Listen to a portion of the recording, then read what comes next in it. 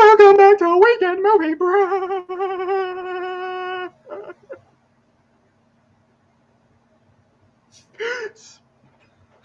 I'm Jacob. It's Ray.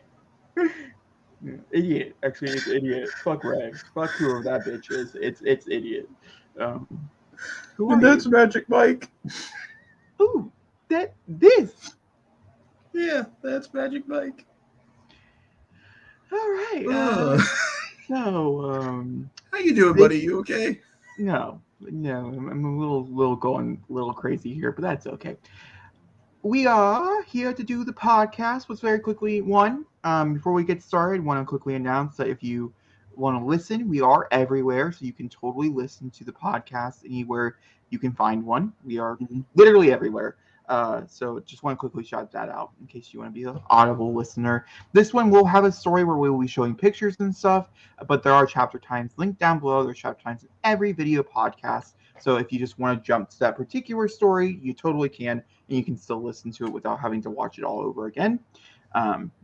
Just something I do. My little anal things I do for the channel. And yeah, I use the word anal. And after the last movie commentary we just did, that's fitting. Right. Also, these are bi-monthly, or these are monthly podcasts, so we cover the month that we are covering. Like, for instance, these are all July stories. We covered all June stories last month. Next month, we all August stories and things like that. They come out every 2 weeks, so just to give you a heads up, this is July Part 1. There is no exact order except for the movie reviews. Those are kind of in the order that the movies come out in, but everything else is basically throw them to the wall and hope for the best. That's a philosophy here at Weekend Movie Bros. Throw it at a wall and hope for the best. Honestly, truly. Like, is that going to stick? I don't know, but I'll post it. We'll see. All right. You ready to get started? Do you have anything else to add to the intro before we get started? Sorry, I didn't ask. I'll be quiet for the first 20 minutes. Jacob, take it away. All right. I'm sure he'll have like a thought or two, and he'll pinch in when he wants to. I don't know what's wrong with my verbiage today. It's bad. So we're going to talk about Mission Impossible: Dead Reckoning Part 1. This is going to be a non-spoiler review. All these reviews, except for TV shows and stuff, which we'll get to a little bit later, will be non-spoilery because I've only seen it. So it's not fair for me to sit here and spoil the entire movie for someone who does want to see it, i.e. Zachary. That's who wants to see this. Yeah. So let's talk about Mission Impossible: Dead Reckoning Part 1. It truly is Although when you told me that the flying horse jumped over the train, I was like, that's nuts. Not this movie. I'm sure it is a movie. My brain's too tired. I want to go find the movie. Jumanji. Oh, thank you. Oh, that was nice. That was a brain little moment. Okay, back to Mission Impossible, which does have trains, so it's relevant to the story. That's why I said what I said. I know. I'm just explaining it in case someone didn't know. So Mission Impossible: Dead Reckoning is number 7 or 8. Which one is it? 7. Okay, it's number 7 in a long-running series, which is the reason why a lot of people don't think it did particularly well at the box office. We'll talk about that a little bit later on, though, in the second podcast. I don't think it's in this one yet. And so with Mission Impossible, this one picks up relatively soon after the last one ends. And I didn't like the opening, in my personal opinion. I felt like the first, I want to say 20 minutes felt undone. It felt like it was not a completed project, that it still needed probably about another like 3 or 4 rounds of editing, and that goes into sound and a whole bunch of other stuff, in my personal opinion. Also, the opening does not feel like a Mission Impossible movie personally to me whatsoever. That could be that I rewatched all the Mission Impossible movies before going to go see this one, because I do enjoy the Mission Impossible movies. I didn't watch the first 2. That was a lie. I watched 3 through 6. But, I watched the good ones. You do need to technically watch the first one. It is a very big tie-in to this one. I will put that out there for anybody who does not know. I'm not going to explain why. The villain was kind of a shocker, so I'm not going to say that. They do give it away within the first 2 minutes of the movie, but it's more fun for that to be revealed. My big takeaway outside of the amazing third act, which I truly did love, And Haley Atwell is truly a breath to this series that was needed. She has such great comedic timing. It's like did not know that one was funny. Honestly, I've never been a big fan of Haley Atwell because of the character that she plays, not so much the actress. I never liked Petty Carter. What is her name? Can you say it for me? Peggy. Thank you. Carter. I've never liked her. Petty Carter. That's what she was. Nothing but petty. All the way to her dying. No. Let's be real here. Jacob doesn't like Peggy Carter because she got in the way of Bucky. That's why he didn't like Peggy. Truly. Honestly. Yeah, that's it. Nope, no other answer. Either way, I think she's phenomenal. I think this is the best I've ever seen her, and I've seen her in a few other things as well outside the MCU. But I truly think this is where she is the most shining. She is game for everything that's put in front of her, and she handles the emotional scenes as well as all the action scenes. And she's in quite a bit of the action in this movie. Wherever Tom Cruise goes, she basically goes, which is really fun, and it makes it for a fun movie. There's two sequences. There's the train sequence, and then there's the Rome sequence. That's all I'll say about those two that are particularly well done, and why I would recommend this movie to like a casual viewer. Because you don't technically need to have seen Mission Impossible, the other ones. Mm-hmm. Honestly, there's one particular choice in this movie that if you've never seen a Mission Impossible movie, you wouldn't be mad about. Which is why it makes it hard for me to recommend this movie, because there is a story choice that they decided to go with that truly it has irked me, and I can't figure out where I stand. I can't rate this movie. I don't know how, because the ending is so good. It's one of the best train sequences I've ever seen in my life. It's Uncharted, ironically, Velocity. It's Uncharted level. This is what I wanted Nathan Drake to be in, and so it makes me mad because they did the thing that I thought they're not going to do, and then they fucking did it, and that's all I'll say without spoiling anything. Needless to say, ladies and gentlemen, it didn't fade to black. It did not. No, it never once faded to black. It does have that going for it. Also, my expectations for this movie was way high. I would say if you're going into it and you love Mission Impossible, I would lower those expectations in my opinion. It's just not as strong as some of the other entries in the franchise. Mm-hmm. I would say it's probably more back with Ghost Protocol and Ghost Protocol Mission Impossible 3 is probably where I would rank it. Not standing up with Rogue Nation and Fallout.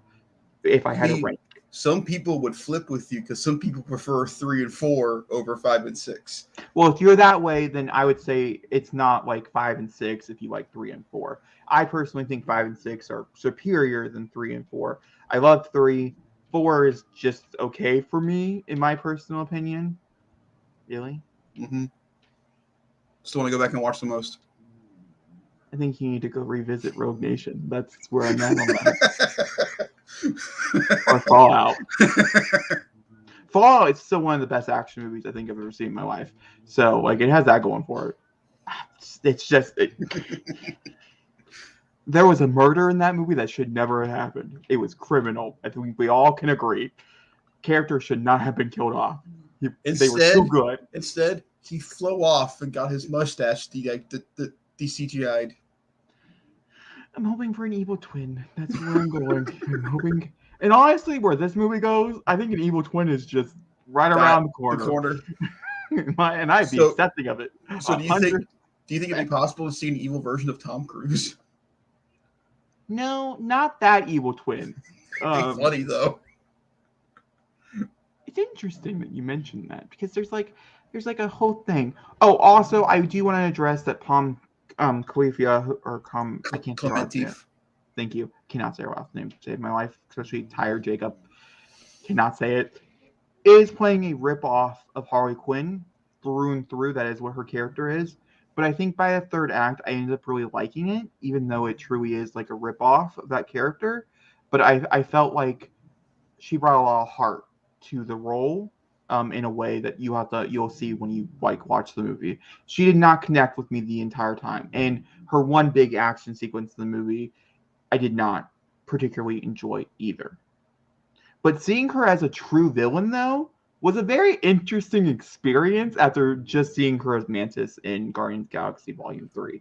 Because there are polar opposite characters. In her defense, she did play it very well in that regard. It just was a. Would you want to see her attempt this again? Yes, I would love to see her in a different role attempting the crazy maniacness that is this role. And also, I would say because she is playing like a ripoff of Harley Quinn, this is the most Harley Quinn I've ever seen in a live action. Like like being as crazy. Because I wouldn't say that Harley Quinn in live action, in my opinion, in the ones that we've seen so far, they haven't like truly been as crazy, which is why I'm excited for Lady Gaga. I think that one's going to be as crazy as I'm hoping, as chaotic. Um, Insane, one would say. She's not truly insane, but you understand if you're familiar with the character uh, and things. By the way, that's Mission Impossible. I'm not rating it. Sue me. I don't care. My personal opinion. I don't know. I can't figure it out. Train sequence is so good, but I have major issues with the story. So it's all over the place. I think like a 7. Like if I had to put a definitive rating, You my don't brain have to is if you don't want to. my brain is saying 7 for people out there who want one. It could change tomorrow, though. To be fair, it could be a 9 tomorrow. So that's why.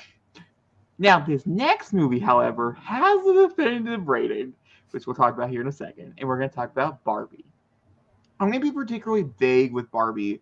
I'm going to mention some bigger things here, but me and Zach are going to watch it next month, and so because it's going to be it's really just right around the corner when we watch it. I want to be pretty vague so he can go in with as little information outside of the trailers that he has seen. The only thing I know about this movie is the fantastic song by Billie Eilish. Yeah, that the soundtrack. This is one of the best, well-made movie to soundtrack ratios I've ever seen. Can I just say something real So quick before you continue on? for sure. Has this not been the year of soundtracks to film? Oh, truly has. I It mean, truly has.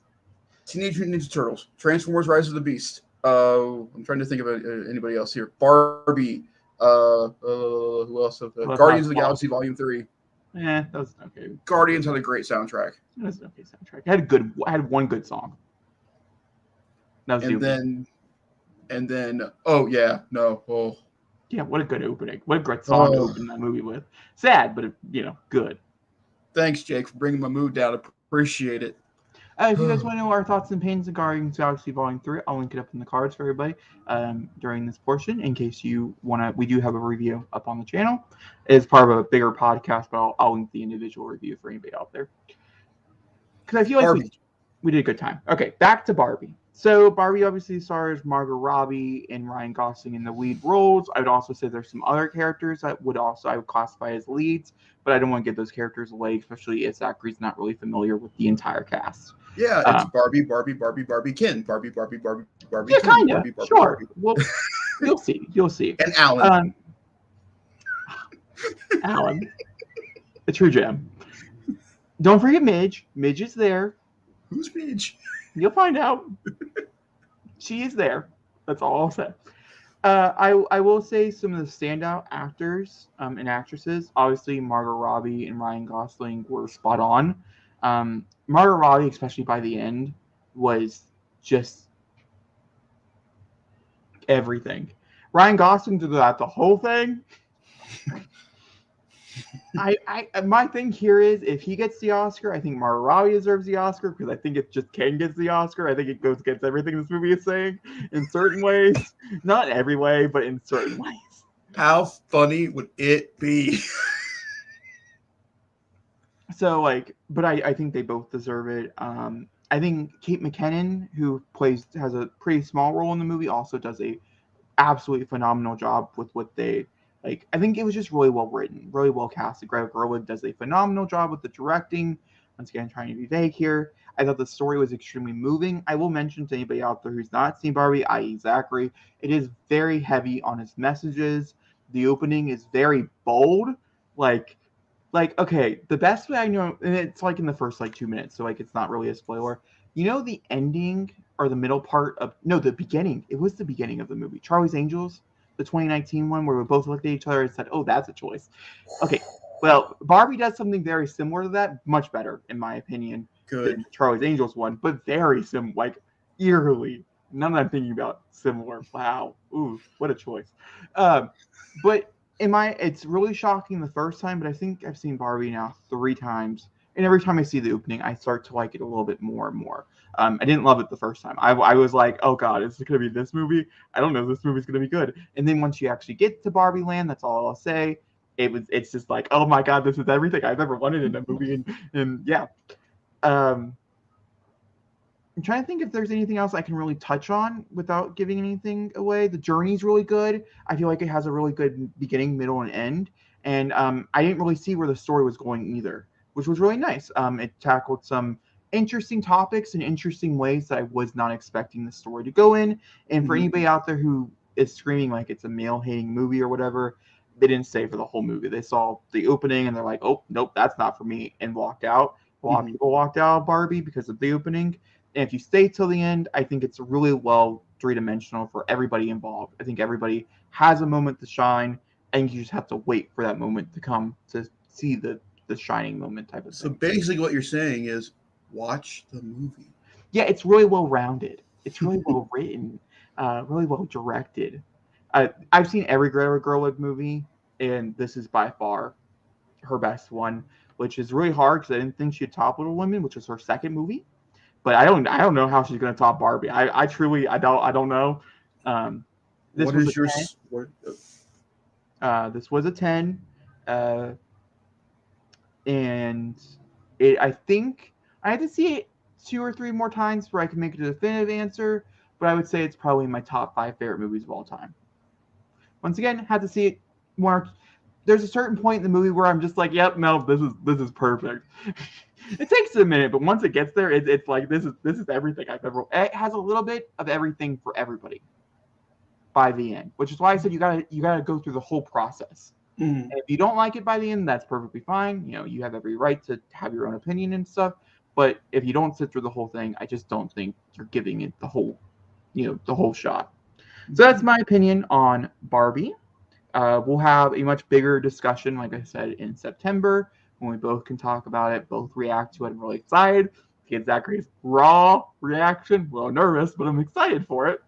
And yeah, okay. Let's go ahead and jump into the conversations we can have together. I can speak. Yay. Kinda. Maybe.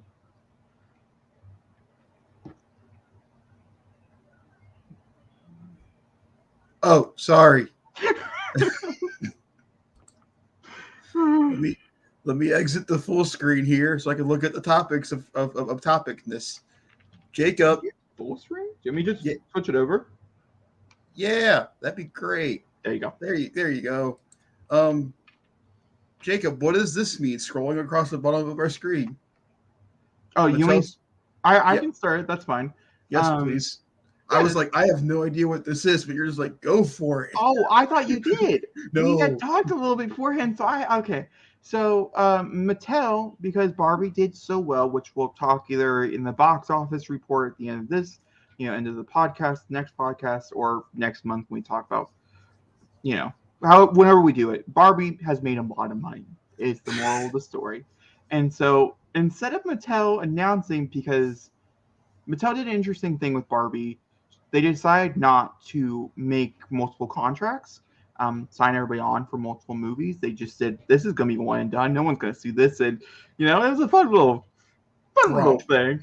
Warner Brothers decided. And instead, actually, it did really well. And now everybody gets a big payday. And so Barbie 2 has not been announced. Or a lot of people are saying also Ken should get, a movie and things like that. There's, chatter about a lot of different characters in the movie. Would that worry you? No. Once you see Barbie, you understand why there is chatter about it. I don't want to spoil anything, though. It does work in the sense of the film. So instead, Mattel decided to announce a Matel Cinematic Universe, where they announced 14 movies. Oh, I do know about this. And just some of the fun ones. So I'm just gonna hold on. I'm trying to. Okay, we're just gonna name off a few here. And Zachary, we're gonna play a fun game of approve or disapprove with Matel Cinematic Universe. I think that's the funnest and best way to do this. Can I just first approve or disapprove this whole idea? Oh yeah, sure. Because I'm not really. I don't think this is what Barbie meant to do. Yeah, that's kind of where I'm at. Especially when you start to hear some of the projects that were announced and some of the ideas for the Before we get projects. before we get into this, I really Sure. studios need to know this. Have they not looked at Universal? Have they not looked at Power Rangers? Don't announce your shit this early because this is getting Now, into because you're setting well, yourself up for failure. here's the thing. It was the coined Mattel Cinematic Universe was coined by us as a community of like cinema We're not the people. brightest people. It's okay. Um, they did not coin it. They just announced 14 movies, all ranging with different budgets. So a lot of these are actually going to get made because a lot of these don't actually are not going to cost like Barbie. Like Barbie costs 150 million. Some of these in here are going to be Barbie level prices, but a lot of them are going to be between the ranges of like 10 to like 30 million, which means if it doesn't do well, it's not really that much money that they're But losing. here's my But I feel like you should hear the ideas in the stories first because yeah, no, what's it leading to though? Like when I think nothing. cinematic universe, That's what I mean. We coined it, but it really then just call it the Mattel universe, not the cinematic universe, because that. I get you. By the way, they also call it the MCU. Yep. We are one, if not synergy. Just gotta say it. So, first things first, let's start with number one. The letter B. Mattel owns a certain purple dinosaur named Barney. Barney, well, hold on, let me give you the pitch. Is produced by the amazing Daniel Kaluuya, who we adore. Okay. I've heard about this. No. Oh, okay. I've heard about It's a surrealistic A24 type of movie that's kind of in a horror film type of vibe of where we're looking at Barbie through a different, or Barney through a different lens. This feels more like a biopic of what happened to Barney in the last 20 years. Truly, I don't know. I think I've seen some movies that want to be Barney horror and they didn't work. So I don't really know if Barney as a horror movie would work. Is kind of where I'm at. Also, is Barney killing the children? Like, where are we going with this? I have questions. And if you go far enough, maybe it will be good. But what's the audience that you're trying to go for? Here's my thing. If this has the words, if this has the word Jordan Peele in front of it, I'd have more interest in the project. Daniel Kaluuya does not scream this. Well, okay, so what I have here, someone who works at Mattel was talking about it, and they had described it as A24, surrealistic, but they also said, I don't know if it's necessarily going to be darker, it's just going to be unique, more like a Being John Malkovich or an adaptation, she says, referencing the 1999 and 2002 Spike Jonze films. Could you imagine if they get Spike Jonze stuff out? That would be an interesting choice, but also unique. I kind of like it, but I also hate it. What's this? What is this movie? Well, this is all I have for you. But I know that. But that's my thing. What is the idea behind this? Because when people think about Barney now, they don't think about the "I love you." They think about the guy that was inside the suit going la da da, you know. So the one that we're gonna, so I agree with you. I think I could be persuaded to like a Barney movie. So you know what this sounds like? Winnie the Pooh, Blood and Honey. On paper, it sounds like a great idea. But it should have a better budget, so we should just get masks. Yeah. No. That's factual.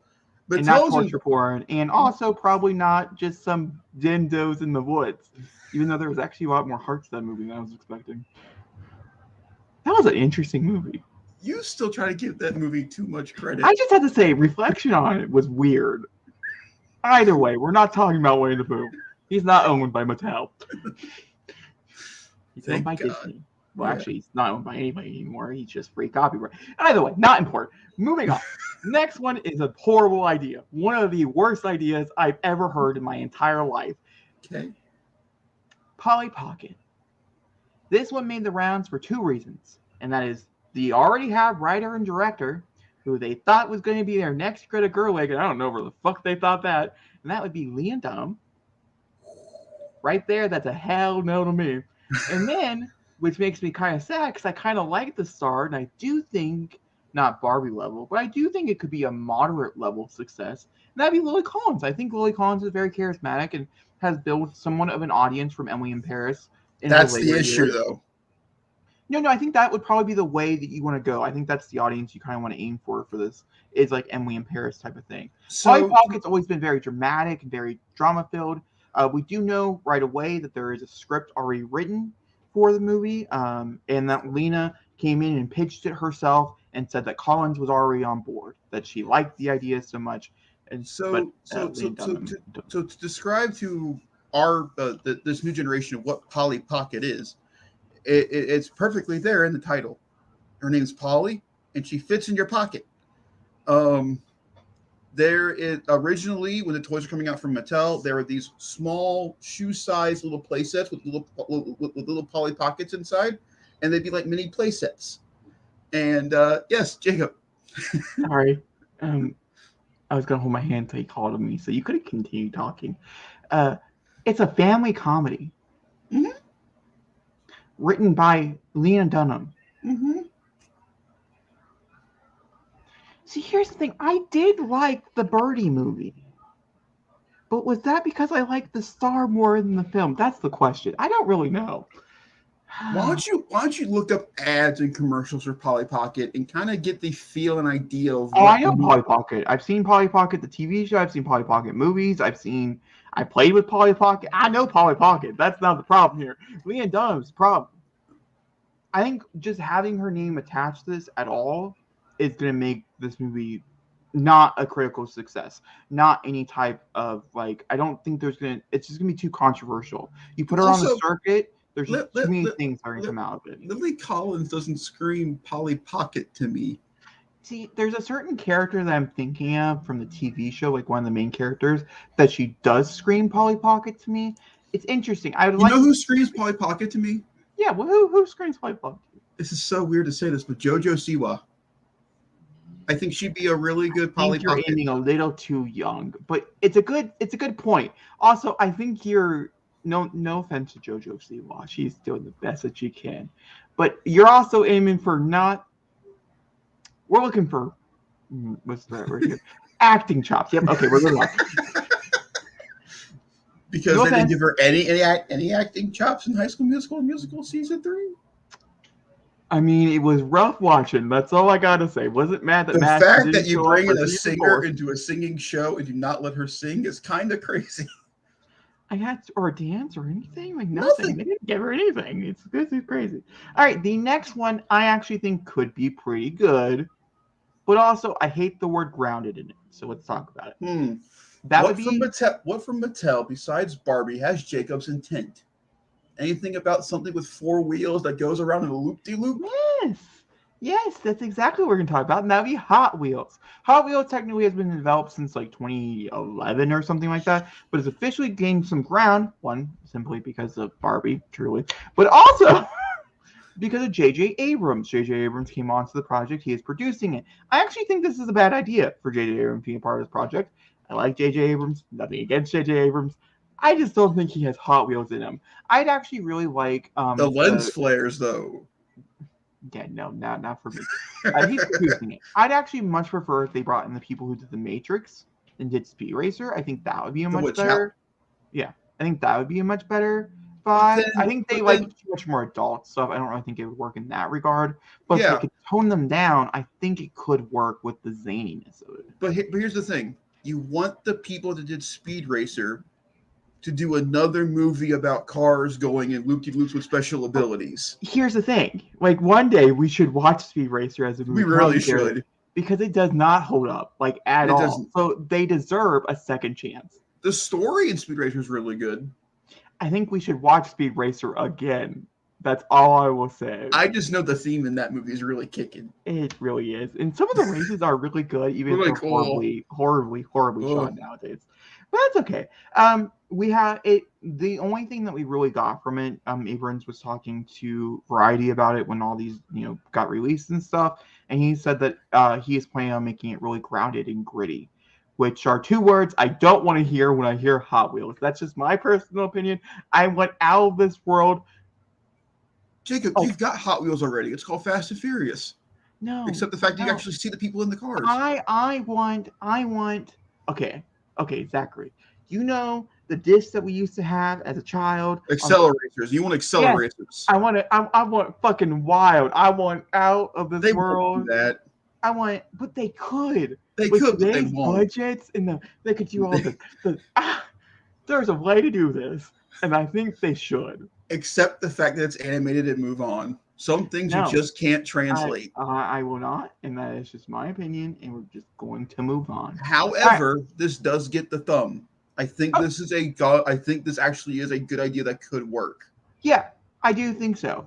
Racing movies historically don't do well at the box office, so I don't know how well it would do money-wise. Could be a reason why they're going more grounded and gritty, because they're like, we can't afford the big budget of a Hot Wheels movie. But if you did it, like, I believe Hot Wheels could be as big as Super Mario Brothers if you do it correctly. Whoa. Hold your horses there, buddy. No, hold your horses. No. Comparing Super Mario Brothers to Hot Wheels, no, Jacob, that's $1 billion picture to some very minute animated films with some moderate success. No, I think it is very possible. Hey, Hot Wheels is one of the top-selling car toys of all time. Moderate success, my ass, bitch. I want this to work for you. It does. It will. You get it. Hey, you know what? Even if it doesn't work, you still get Hot Wheels this year. You get Unleashed too. I do. It's cute. I want more. So, the next one is a Rock'em and Sock'em Robots. We already did this. It is going to be from Universal. It will star. I'll do that last. It's going to be written by Ryan Engel. Okay. There's no script for it at all. And it will be about battling robots. Real Steel does exist. It's a fucking phenomenal movie, and it still holds up. Just watched it like 2 years ago. Real Steel is just the ending fight in that movie. It's a good one. It's a great movie. Would recommend if you've never seen it, in my opinion. It's Real Steel. Plus, it's Rock'em Sock'em. There's a little bit of a difference. Real Steel had what's the name? Hugh Jackman in it. Good old Wolverine. Keep that in mind for later on. And this one will have Vin Diesel. So, It's going to tie into Fast and Furious in some way, shape, or form. So where are we feeling here? Where are we feeling? I got my Rock'em Sock'em Robot movie. It's still good. I just realized we didn't really explain what approve or disapprove is. It's too far. So if you don't know, I'm sorry, you're just shit out of luck. Also, if you're audio listeners, you're also shit out of luck. Very sorry, we're disapproving. I disapprove. Thank you. We should probably announce that, not just finger it. So,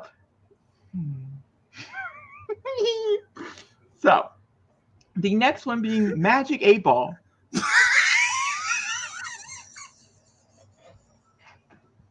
Oh.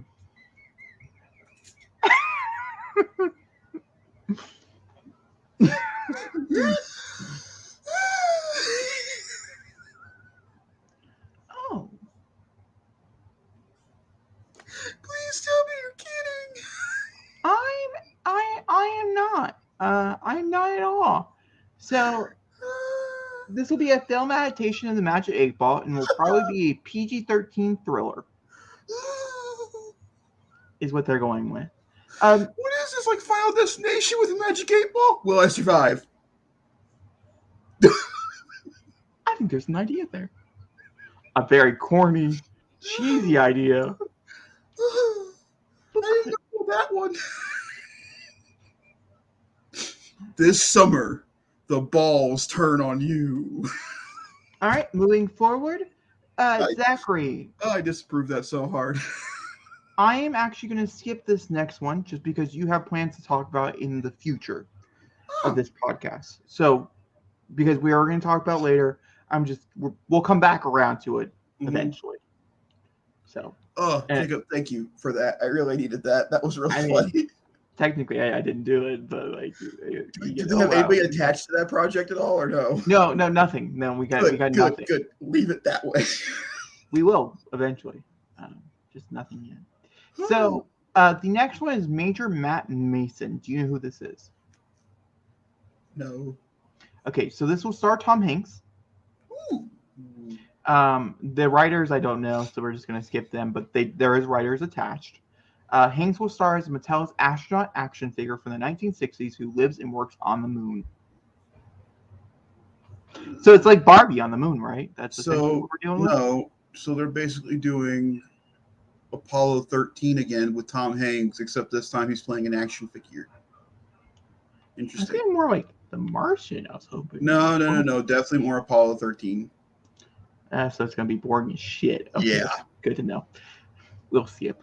The next one, Zachary, get ready to laugh again because it's funny. I don't even have any fucking clue how they could adapt this. I truly don't know. Marcy Kelly must have something straight up her ass because here we go. It's Uno. Wait, I'm not gonna laugh at this. You have an idea? This There's could nothing totally... else. I just have Uno. Okay, so think about this for a second. Picture it. I'm trying. Picture it. Trying. Jumanji, but with Uno. I don't think it works. No, the city is the board. The city is your area. And the players have to find the numbers corresponding with the color.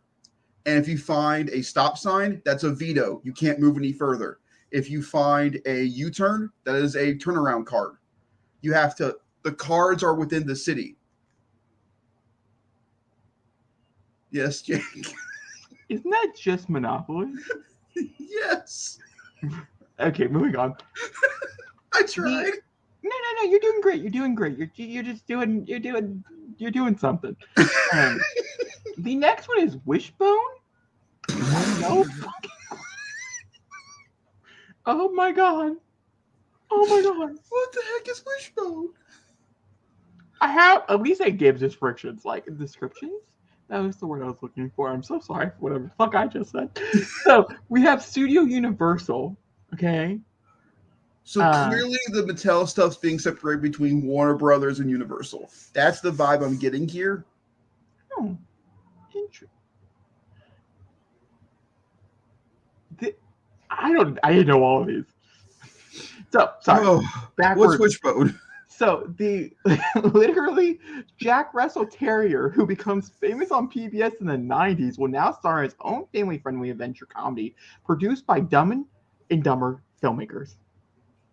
So it's Clifford the Big Red Dog, except the dog is small. Well, yes, but it's also like horny Clifford, because Dumb and Dumber.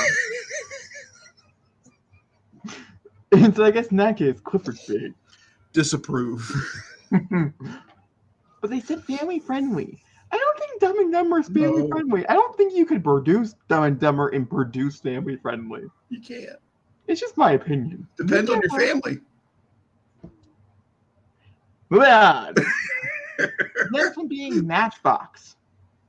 So Jacob, do you know what Matchbox is? Yeah, it's cars. It's the cheap version of Hot Wheels. I know. Stupid fuckers. This will be produced by Skydance, so it'll have a very low budget. It'll be writers of... Wait. Let me get this straight. So Skydance is producing Matchbox, while J.J. Abrams is producing Hot Wheels. He's separated from his own producing company to do the Hot Wheels movie. Oh, that's interesting. I didn't really think about that. I thought, no, J.J. Abrams is Bad Robot. But he corresponds with Skydance. The writer will be David Cogshell. Never heard of that person before in my life. And it's an action movie. Will be based on the legendary toy cars. Legendary, I think, is a bit of an understatement, but you know what? You do you. But I'm telling you right now. You're gonna be mad at me. Matchbox will probably be more fun than Hot Wheels. I have a feeling Matchbox will just be a better movie because I won't be pissed off the whole time because it's not actually Hot Wheels. That's just my opinion. This next one, this one's inventive. So Zachary, we have 3 more left. The other 2, I really have no fucking idea what they are, so that's gonna be a fun little journey for us. This one be Thomas and Friends.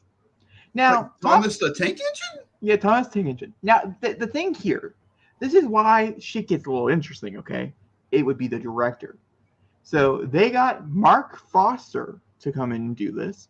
Mark So this movie's Foster gonna make me cry. That's cool. is World War Z and Monster Ball, which is an interesting choice to shout out, just my opinion, will helm a fantasy film based on the children's animated train series. If you guys don't also know, Mark Foster directed Christopher Robin and Finding Neverland. Really? Yes. Huh. So this movie will make us cry. Damn, Christopher Robin? Yeah. Yeah, that could be pretty good. Yeah. Depending on how they do the Thomas and Yes. Friends. I Like, think I it could think be they really. And it's fantasy, so I'm assuming it's actually going to be talking trains. Oh, that for would sure. be- They have to be talking train shit. I don't know. I wasn't really sure if I was supporting talking trains. I'm okay with trains blowing up in an action sequence, but a full-on Jacob, talking train? One of our favorite movies as a kid was Thomas the Tank Engine and the Magic Railroad. Okay, so the next one would be Viewmaster. You know what a Viewmaster is, Jake? No, it's telling me right here. What? Jake, it's this thing. You put it on your face and you click the button, and it spins through pictures. So my guess is some children find this retro thing called a Viewmaster. They click the button and it transports them into a magical world. See, Zachary's so sweet and kind with his choices. My brain automatically thought, oh my god, you're seeing dead people. You went horror, I went family. Very different. Just a little bit. But that's Viewmaster. Okay, and then the last one is a true story from Mattel. It's called Christmas Balloon. So there's a little bit of a backstory. So let me read you what they got here. So not based on a toy, but based on a true story of when Mattel donated toys to help make a young girl's dream come true after she tied her Christmas list to a balloon that was found by a grieving couple who worked with a toy company to fill the girl's wishes. That was one sentence. I'm just going to put it out there. There was no periods, no commas, no nothing. Fuck me. Mattel looks to produce a family drama drawing from the story, which I think could be kind of cute. I think there could be something there. I would say screams Christmas. Yep. My fucking god. Okay, let's move on to the next big story. Because, like, Zachary, you can introduce the next two because you're supposed to talk about this. Because I was assuming you had information. He did not. He lied. So I don't know if he lied. I don't know, but I'm just assuming. Let's go here. Okay, I have information. What are you talking about? I have information about this. I have information about the one thing, but I thought we'll talk about that a little bit. I didn't realize that's what you meant when you said you had information. You weren't very clear on your information having. Yeah. Anyway. All right. So I'm going to start this off because I have some trailers in here that I think are absolutely incredible and some trailers in here that I think are absolute duds. What are we talking about? Trailer breakdowns. Thank you for introducing. Continue. Let's get to the worst one of this bunch, shall we? Oh, for sure. That'd be The Exorcist Believer. For sure. Good. The idea. So here's my thing. David Gordon Green and his friend. Yeah, Jacob's not gonna remember it. I don't even know why I thought about. It's the duo that did. Oh, good God, Danny McBride. Danny McBride wrote the script for The Exorcist Believer along with the Halloween movies, and David Gordon Green. I'm making sure because he wasn't listed on Google. That doesn't always mean anything. No, he did not. He is not a part of it. David Gordon Green, Peter Stadler, and Scott Teems are the ones that wrote this movie. Well, then maybe it'll be better. Oh, never mind. There's 8 people that worked on the script, one of them being Danny McBride. Okay, yeah. So again, he just wasn't a part of the selling aspect on IMDb. He's part of the selling aspect. Yeah.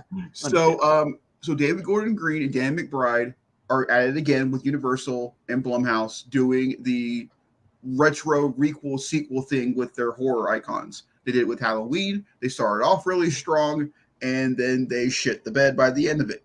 Now we're going into Exorcist, where I think they're going to shit the bed with the beginning, and I think they might have a good ending here. Possibly. I don't know. Here's the big thing with this. Here's my big thing with this movie and this trailer. It looks boring. There was no tension. They didn't really set up the demon very well at all. I think the two actresses who's playing the daughters look really good. But here's my big thing. They always, especially with the Halloween movies, they try to make this as big as they can. Like really like in the scope. To me, her walking down the aisle in the church was a little too on the nose. Oh, I kind of liked that. That's like the only moments I really enjoyed. I like the final shots of the trailer. Yeah.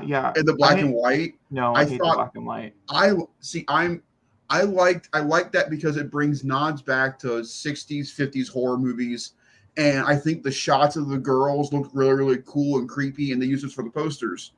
But I think my favorite part about the trailer is just because it's a moment is their sinking heartbeats. I thought that was really, really neat. And also I really like the actor playing the dad. I forget his name. Oh, Leslie Odom Jr. Yeah, because he is incredible. I always go back to Hamilton. If you've never seen Hamilton, it's where his career really took off, was in that show. Go watch it. He's incredible, and he's been incredible in everything he's done ever since. So that's got me for it. But other than that, I have no hope. Blumhouse really needs to pull me over with another trailer for this for me to even remotely even think about it. I will say this also, I've never seen The Exorcist, so I also have no affiliation with this movie either. This is 2 hours and 1 minute. I don't know how much I feel about that. We'll talk about another long horror film in here as well, because that got released. I will say this. I think The Exorcist Believer will be better than The Nun 2. Oh, and that's not saying much. No, it's not. It really isn't. Also, speaking of The Nun 2, its trailer I think also came out during July. I just didn't feel like talking about it because I hated it so much, and Zach doesn't like The Nun, so we just moved on. But interestingly enough, a lot of people are talking about how it's getting zero. Like it only had one trailer, zero marketing. I think it's because they're getting sued right now by the lead, and I don't think they want to promote the movie because they're getting sued by the lead. Also, it looks horrible. The Nun, the first terrible. one, it's still one of the worst movies I've ever seen in my life. And we just watched it not that long ago. Me and my fiance did, and I still hated it. And I was like, see? And he was like, yeah, it was pretty bad. Not as bad as he thought. I made it out to be, but I still thought it was bad as I made it out to be. Yeah. Will I see The Nun 2? Probably. But, sorry. That's the point. I will also probably end up seeing The Exorcist Believer, just because I don't end up finding these movies scary at all. I like going to see them, see if they could make me scared, but I normally don't find possession movies scary. I actually find them more, funny, comical. And things like, for instance, we just watched The Pope's Exorcist, and I laughed the whole way through that movie. The little kid who gets possessed in that movie sounds like Gollum, and it's a time, and that's all I'll say. This one, I do like when possession movies are rated R. I think they go further. I think there's a lot more to them. I think they can go a little more deeper. I've never been a big fan of the original Exorcist. I have a lot of respect for it for what it did and what it moved. But for me personally, it's not that shocking. Let's not be shocked exactly. For me personally, I mean it is very scary, and it was way above its time, which is the reason why it's still getting. It's still held up to where it is now. And I love Leslie Odom Jr. Like Zachary said, I'm a huge fan. I'm excited to see what they do when they bring back Reagan. Ellen Bruce. No, it's not Reagan. It's her mom. Oh, yeah, Reagan. I thought that was Reagan. No, Reagan is possibly supposed to be coming back, but not exactly. And but here's the other crazy thing. When I think about The Exorcist, is that people hate The Exorcist 2. Yeah. Though the original Exorcist 2, but people love The Exorcist 3. Yeah. And so, unlike with Halloween, everybody loves Halloween. And then it just stops there. Yeah, I think there's good Halloween movies after Halloween. To most Halloween fans, it kind of stops after the first. I like Halloween. Halloween 2 was okay, wasn't great. But don't get me started. Halloween 3, what the fuck was that? I mean, it's found a cult following nowadays, but it was truly hated for a long time. I like Seasons of the Witch. Yeah, that makes sense. Honestly, that fits your character really well. But I enjoyed H2O. I thought that was a fun little corny little stunt or whatever. But I think that's the thing. I think they just turned really cheesy in things, which is fine. There's nothing wrong with that. But I think that's truly what like really happened with the Halloween franchise. The Exorcist was always very serious. I mean, it's always been serious. And I hope there's not a lot of jokes in this movie. That's what I'm worried about. There is not going to be. There was just something about the trailer that just didn't work for me. I couldn't really tell you what it is. One, I had no idea I was watching it. I went and saw Oppenheimer, which I'll talk about. And it premiered in front of Oppenheimer. The trailer did, which I thought was a weird choice, but that's where Universal decided to premiere it. And so I was like, so I was walking out, Zachary's like, "Oh, the Exorcist Believer trailer dropped online." And I was like, "Yep, I saw that." and you texted me, "How did you see that? It's not even out for like 2 minutes." I saw it in theaters, and I didn't like it. And you're like, "Hold on," and you're like, "I didn't like it either." But also, like, to be honest with you, I didn't like any of David Gordon Green's Halloween movies. Like, I still watch the first one every now and again. I really like the first one. I didn't like the first one. I feel like the first one, ironically, was lacking in violence, which is part of the reason why Halloween enticed. And the second one was just a little too... Evil dies tonight. Yeah, that's a good way to put that. Yeah, because I don't talk about 3. And then 3 was a choice. What a movie.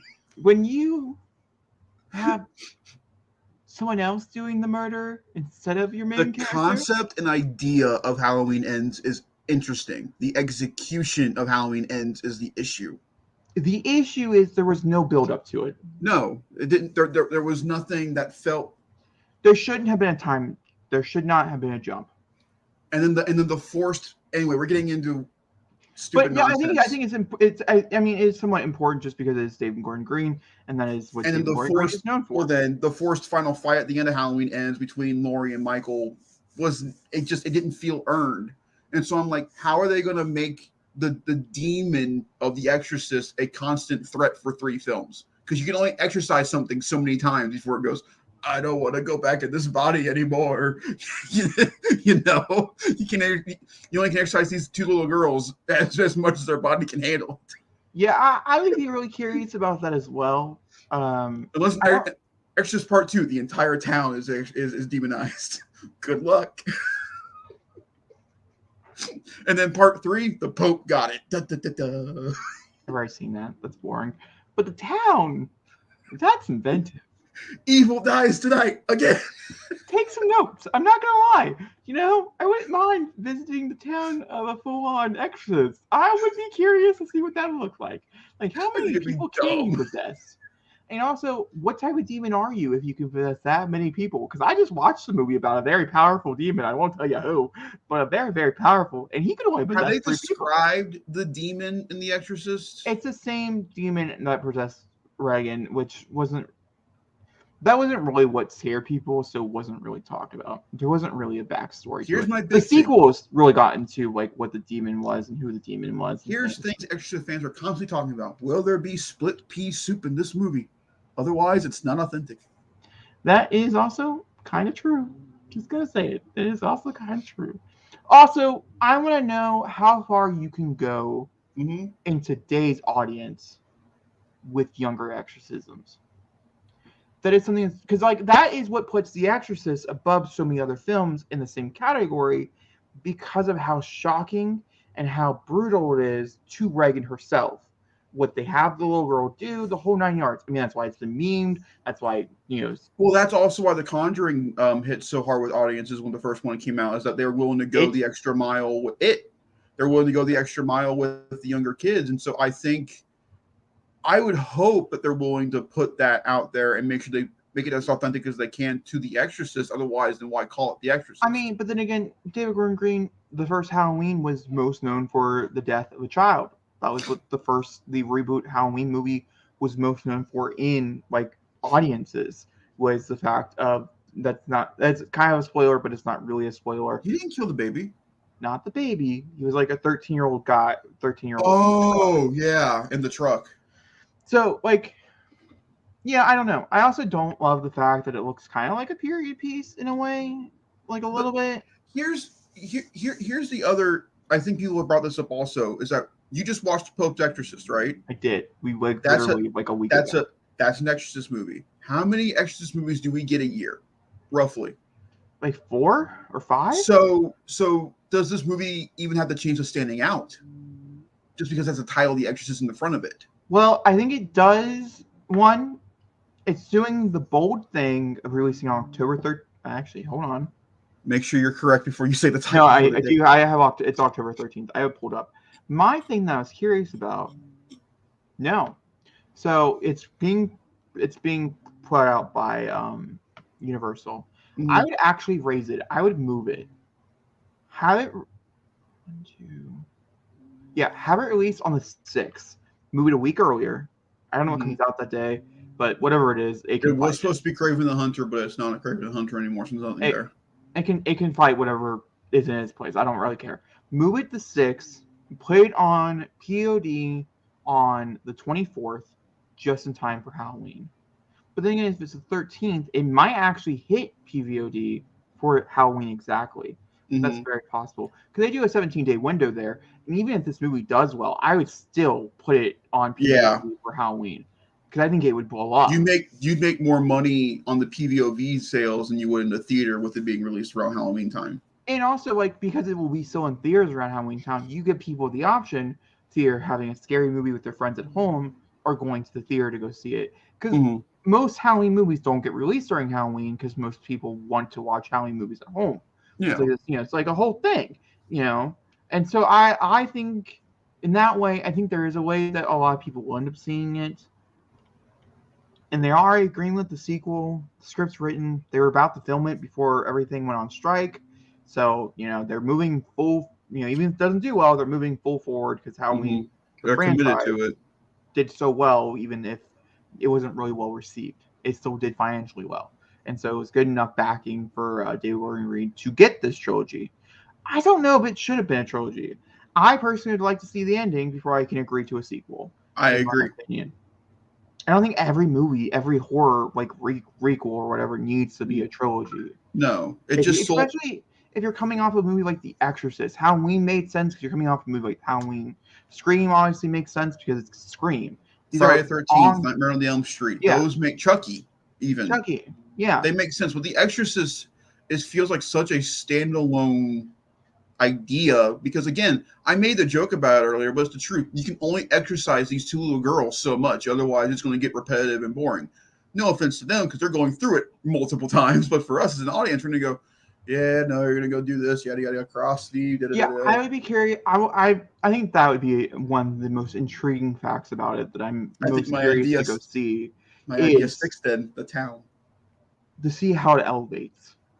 So, actually, I would say talking about the trailer in depth made me much more interested in the movie than the actual trailer itself. So we did more marketing, I would say, for the trailer. The Exorcist Believer from Blumhouse and Universal coming October 13th to a theater near you. Rated R, directed by David Gordon Green. Yeah, no, we are not. No, sorry, won't recommend. The next one, I'll pick one. We can go back and forth. There's quite a few in here. Let's just jump from one horror to the other, have a good little rounding bout here. Let's talk about Saw X. Saw X, yeah. Zachary won't go see it. It has to deal with legs. He doesn't like leg stuff. No, it's not that. I like the Saw franchise. I like it a lot. This looks boring. This does not look like a theater quality film. So, the thing, I think it does look like a theater quality film in my personal opinion, as someone who had to go sit through Spiral and was very disappointed with Spiral and its traps. This one looks much better. This looks like Saw. I agree, but again, it just didn't. We're also going back to. Yeah, but I think that's the smart answer here. If they want to keep Saw relevant, which is what they want to do, and they want to continue doing spinoffs like Spiral, because Spiral ended on a cliffhanger that I was kind of curious to see where they would go next. To be fair, I kind of liked the idea that was presented to me. Like, that's an interesting little thing to do. It just didn't do as well. So I do think this is it. The thing that I want to talk about is that Saw X got a runtime of 1 hour and 58 minutes, making it the longest Saw movie out, not including like extended cuts, unrated, whatever those. Because I think the longest one would be Saw 3. I think it comes in at like 2 hours or something, because one of the traps, they showed the whole trap from like beginning to end, like all 6 minutes or whatever of it. This one will have at least 11 minutes outdoing all the other ones. For instance, Spiral was an hour and 35. Saw the final chapter, which was the original, the last Jigsaw really, movie or whatever, because Jigsaw wasn't in Jigsaw, whatever. Was an hour and 31 minutes type of thing. And so, like, just give you like a little perspective here. So I'm really curious. It's also been proven Tobin Bell is the main character, which I think is going to make a lot of people happy. This is the most John Kramer will be on screen in a Saw movie, which makes me extremely intrigued. And based on the trailer alone, I felt like all the traps look like they're all in one room, which is really interesting. Was intriguing to me. It has very much like Saw 1 vibes. I think the song choice really threw the trailer off for me. I'd have to listen to it again, to be honest with you. But it was really intriguing to me, them being all in one room. I won't mind the poster, which a lot of people find not to be very unsettling. When I heard that, I'll explain what the trap is if you've seen the poster. You either have to break all your fingers or you get your eyeballs stuck out of your head through vacuums. And I laughed. I audibly laughed at the fact of the eyeballs being sucked out of someone's head through a vacuum. Not the finger part, but whatever. But also, a little weird fact about me. I'm a pretty big brain person. Like I'm pretty sure in a different life I'm a brain surgeon. Definitely not in this life, but in a different life. He's really undermining this, folks. He is brain. We won't need to get, but that's all I'll say. So the idea of someone having to do brain surgery on themselves also is extremely intriguing to me. So I will be seeing this. I'm hoping to take a friend. That was one of the things I missed the most about seeing Spiral. When Spiral came out, I really wish I would have saw it with somebody. And so I think I can convince Dad to go see it. So I think I'll put Dad through it. Thank God. And if not, I'll have Zachary. It's all good. Also, for instance, speaking of this, getting ready for Halloween and stuff, this comes out September 29th, the end of September, not even in October. It should run till Halloween, but I have a feeling they're hoping to play it out. Lionsgate's hoping to play it out before then, just kind of like Exodus, to have it on PVOD for you to be able to rent or buy before. And I do feel like a lot of people will rent it. Oh yeah. For sure. I think it will be a very big Halloween movie. I will say, after saying all that, it is pretty cool seeing the words Saw and Exorcist back in the theater for the Halloween season. I think that's a really cool way to get people back in the theater for Halloween if you want to. Halloween did it. Saw, Exorcist, Scream. It's like we're living in old horror. It's cool. Friday the 13th was also supposed to be coming out this year, the reboot of that. It obviously didn't make any headway, so it did but it was supposed to. Now Jason's still singing. It's going to be turned into a TV show. Yeah, isn't it called Camp Crystal Lake? Is that what it is? I think so. Sorry, that's a little off subject. Or it's Crystal Lake or something. Let me type in TV show. Maybe that'll help. Crystal Lake is what it's going to be called. Does not have a release date. It is a prequel series. So they'll probably deal with his mom, I'm guessing. But I'm pretty sure it's already done and filmed. No, it deals with Jason. Jason is right here. He's cast and everything. This looks really interesting to me. But if it's a prequel, then wouldn't we be dealing with Jason before he becomes Jason? Somehow I feel like that was a B movie. Yeah. Anyway, speaking of television, let's go to Nevermind. Really? Okay, the thing I was looking at before was like a fan-made thing. Which do you think? They're planning on bringing back Alice. Really? The original actress. Huh. But it still says it's a prequel series to Friday the 13th follows a doomed small town where camp counselors come to die. Brian Fuller, which is from American Horror Story and stuff, is going to be doing it. I like Brian Fuller. That makes me interested. All right, either way, that's not. Anyway, speaking of television, let's go to my favorite trailer, which was Loki Season 2. What a great trailer. This trailer, the way it starts off with Ki-Hee Kwan going, you know what that is? Yeah, You know how to fix that? Yeah. Can you fix it? No. It's so. And as a multiverse kind of ish person, it is really cool of them connecting the Spider-Man multiverse and the Marvel multiverse with how Loki goes. I really like, for Marvel fans that they've been really clicking on it. When you look at it, it looks a lot like when Peter P. Parker does the. It looks a lot like it, except in live action, and it looks good. I don't know. I think personally for Loki season 2, in my opinion, it just sold me again on the show, which is what it needed to do for me personally, from someone who was not the biggest fan of the first season. It reminded me again of why I liked Owen Wilson and Tom Hiddleston together so much. It just reminded me of good Marvel. It did. I mean, that's, I think, what it was. I think it just reminded me of good Marvel, which is hard to come by. We'll talk about that a little later. Hiddleston is just honestly, he is the last remaining character of the original trilogy of MCU that's still around and that I still am intrigued to watch. Like, I have lost interest in Chris Hemsworth's Thor. I have lost interest now that the Guardians are done. I don't want anything to do with the Star-Lord stuff.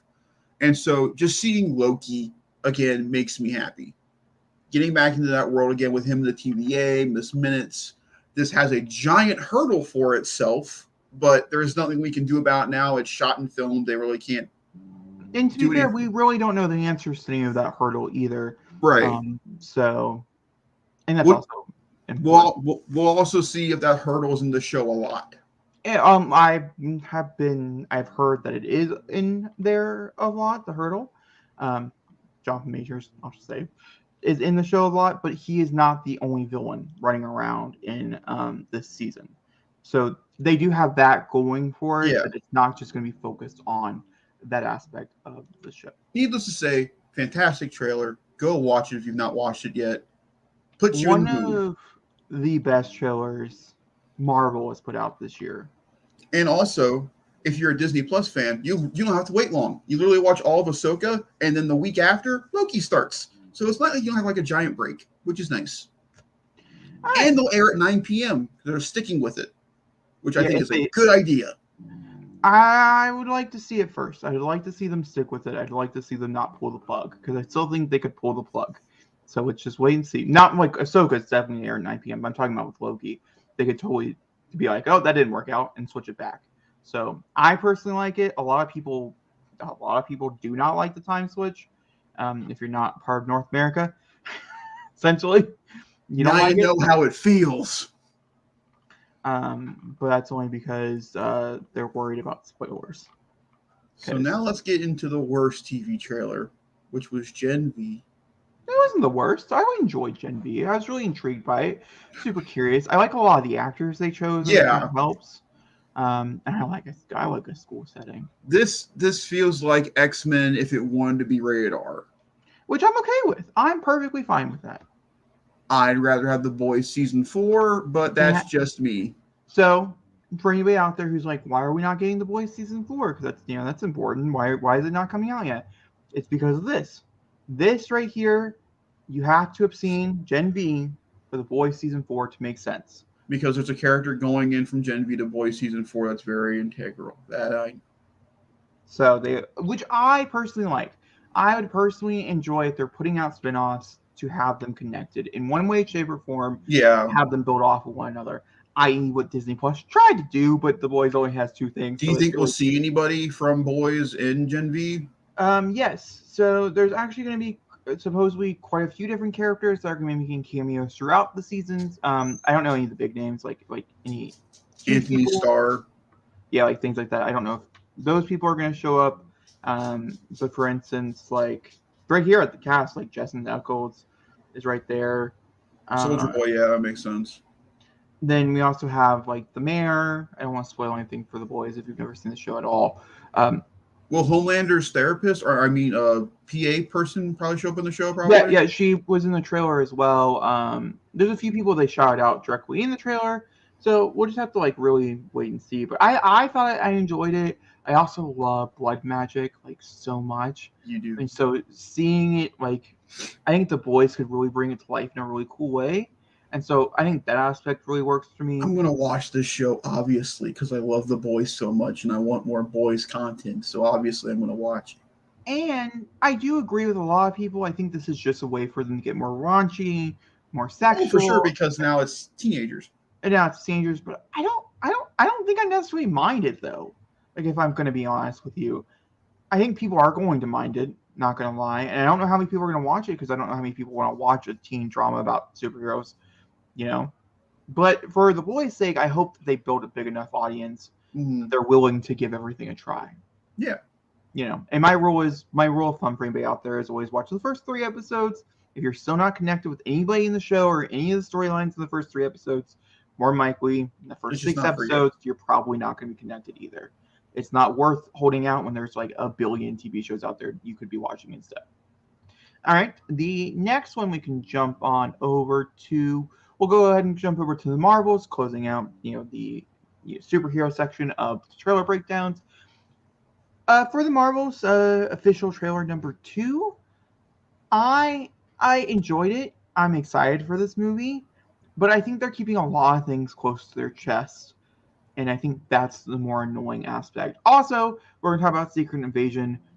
There is like this, I don't know what the right word here, but this like veil over the Marvels, like a shadow that Mm-hmm. I don't think was intentional, but is now sitting there. If you've seen Secret Invasion. You know what we're talking about. Especially because in the photos that they keep releasing through Empire and stuff, I do know there's scrolls in the Marvels, There are.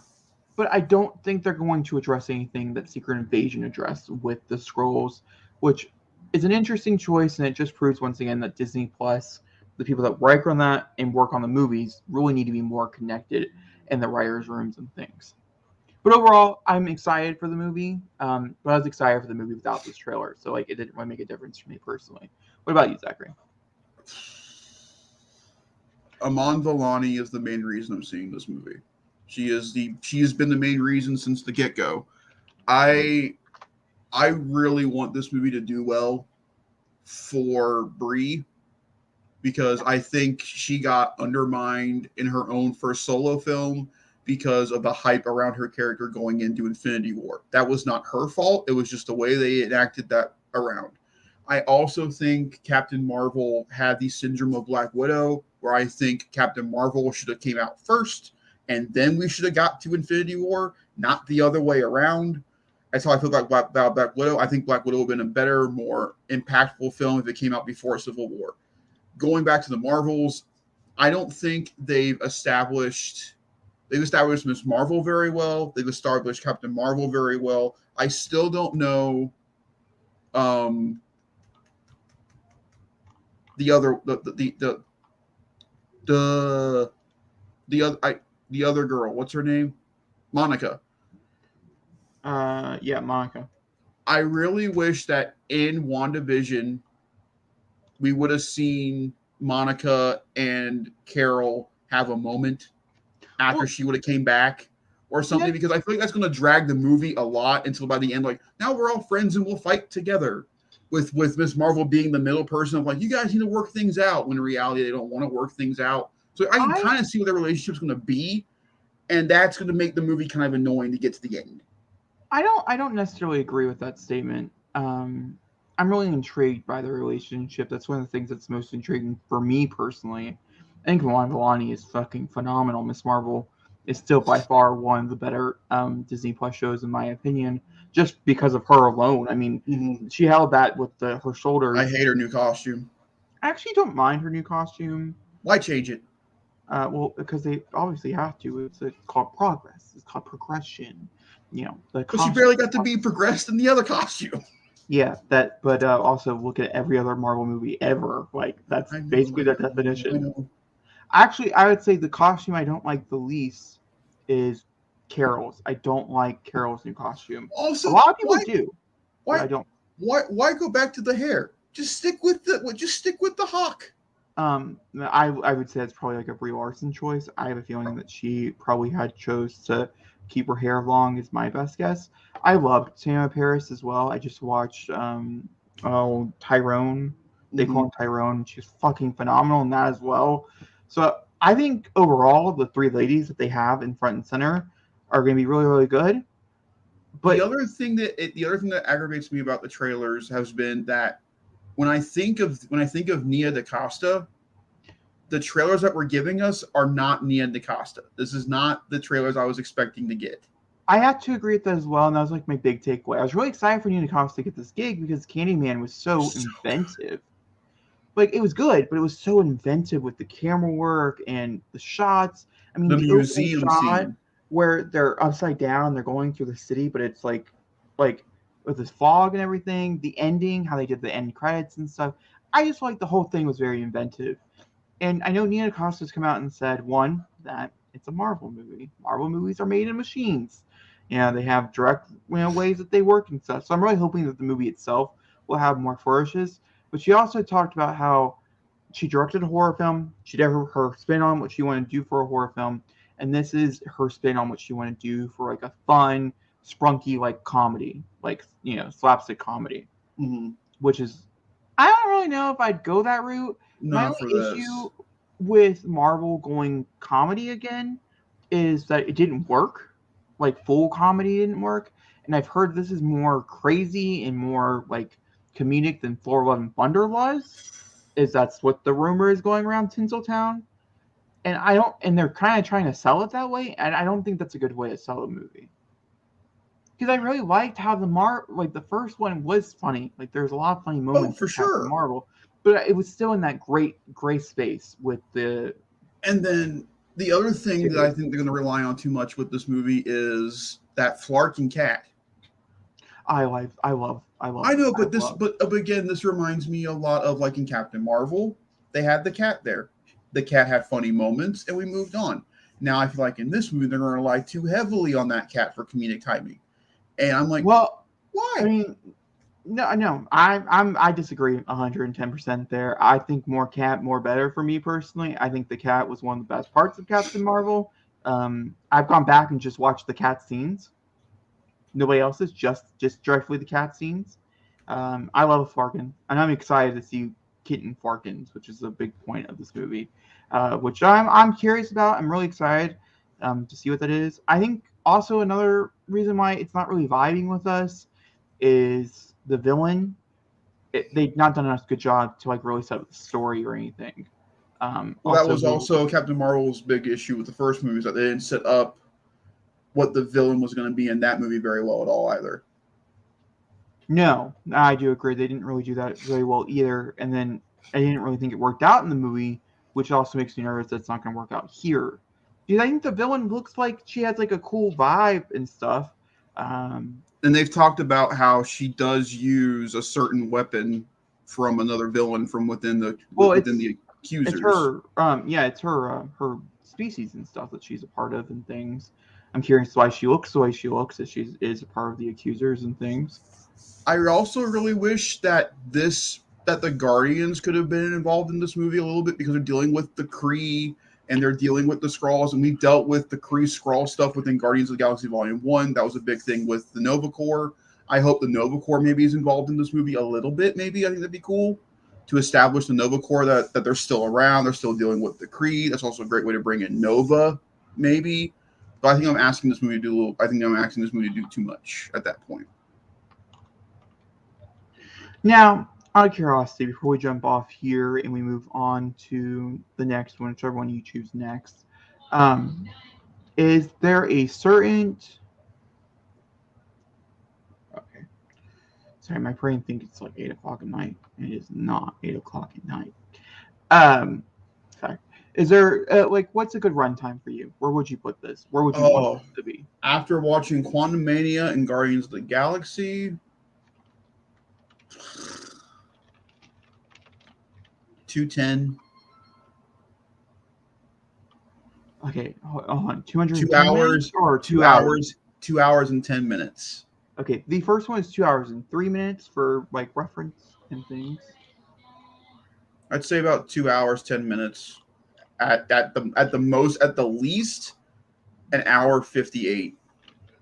Let's see where Ant-Man and the Quantumania. I think Ant-Man Quantumania was at 2:15. 2 hours and 4 minutes is where Ant-Man sat, which I feel like was a pretty good time for like a Marvel movie. So I'd say where Zachary's putting it, I think I'd want it to be over 2 hours just because I like the idea of it better. Guardians 3 is the anomaly because it was the end of a trilogy. They were going all out with their characters. So that's why they got the warranted 2.5 hour runtime. I don't think the Marvels is needing a 2.5 hour runtime at all. I think that'd be overstaying their welcome. Yeah, I also don't think it's going to be like as heavy and as impactful as Black Panther is. No. I also don't think it's necessary for the long runtime, whereas I feel like Black Panther, I think, really did work with that runtime Completely quite agree. a bit. Whereas like I feel like it's going to be more on the lines of like Doctor Strange, which was about 2 hours and 6 minutes, and Thor: Love and Thunder, which I really think it's going to be really tied into like the comedy and the humor and stuff, That makes me so nervous. which is not my favorite choice in the world. And that was an hour and 58 minutes. So I think exactly where we're putting it currently, I think it's the best spot for it. I have tried so hard. I would be really nervous if it's anywhere above like 210. Yeah. I have tried so hard to go back watch Thor. I can't get through. I love the opening to that movie, but I cannot get through the rest of the film. It is so hard to get through. All right, Zachary, what's the next one you want to talk about? I want to save, I think, the best trailer of this bunch for last, so we'll talk about Wonka next. All right. What's your thoughts and opinions on Wonka? Wonka looks wonky. Ha ha ha ha ha ha. The final moments of this trailer have me in absolute glee. I thought it was hilarious. The whole Oompa Loompa thing with it was funny. I think Chalamet is a good choice for this role, but he's also very static, which I found very interesting. His performance is very one note in the trailer. He's very like, "Hello, how you doing?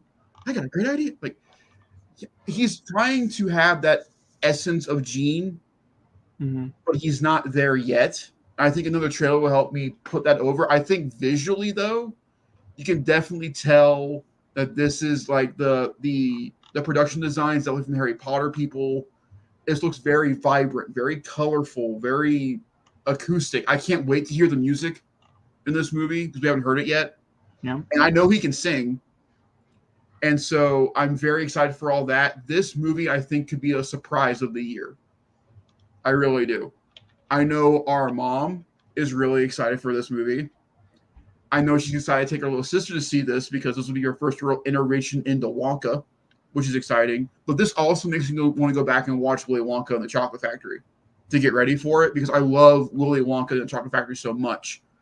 I enjoy moments of the Tim Burton movie. Not as a whole. Overall, I enjoy moments. But I think it looks like a lot of fun. I think they're trying to convey that very well. And again, the final scene with Hugh Grant as the Oompa Loompa is like, I can't stop now. You can't make me stop. I have to finish the dance. It's just funny. So I overall really, really, really enjoyed the trailer. So it's interesting. On one note, there's parts of this I thought were really good. Some line deliveries I thought were really good. I personally don't mind the bellboy performance that Zachary's talking about from Timothée Chalamet. One, because it's just a little bit different from what I've seen from him before. I agree with that, for sure. Which I do like. I think it's a little too exaggerated, in my opinion. I personally don't get Gene vibes from it. I get more Johnny Depp vibes, in my opinion. I'm not the biggest fan of Willy Wonka and the Chocolate Factory. Mostly because I had to put on a musical in school for Willy Wonka and Chocolate Factory. It made me end up hating the absolute shit out of anything to do with anything. And I do think that plays like somewhat of a factor in the back of my head of like having to go through this again. I don't necessarily know if I like the idea of an Oompa Loompa being in this movie. So I'm kind of like the opposite effect of Zachary. I like what they did with Hugh Grant. I think it's funny. It's hilarious. I think it's a little weird. I don't really think I like it visually very much. I don't think it's very visually pleasant. But I personally, I don't really know if I don't think it's necessary.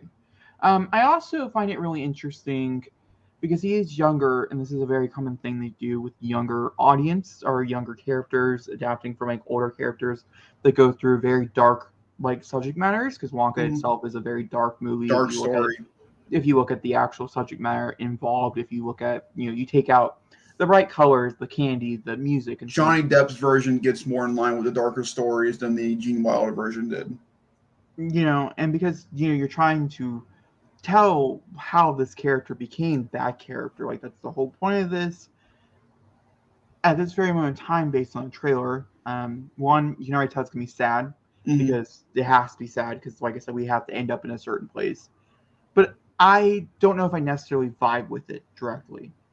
I still think it's gonna be a fun time in theaters. I just don't know if it's my number one choice.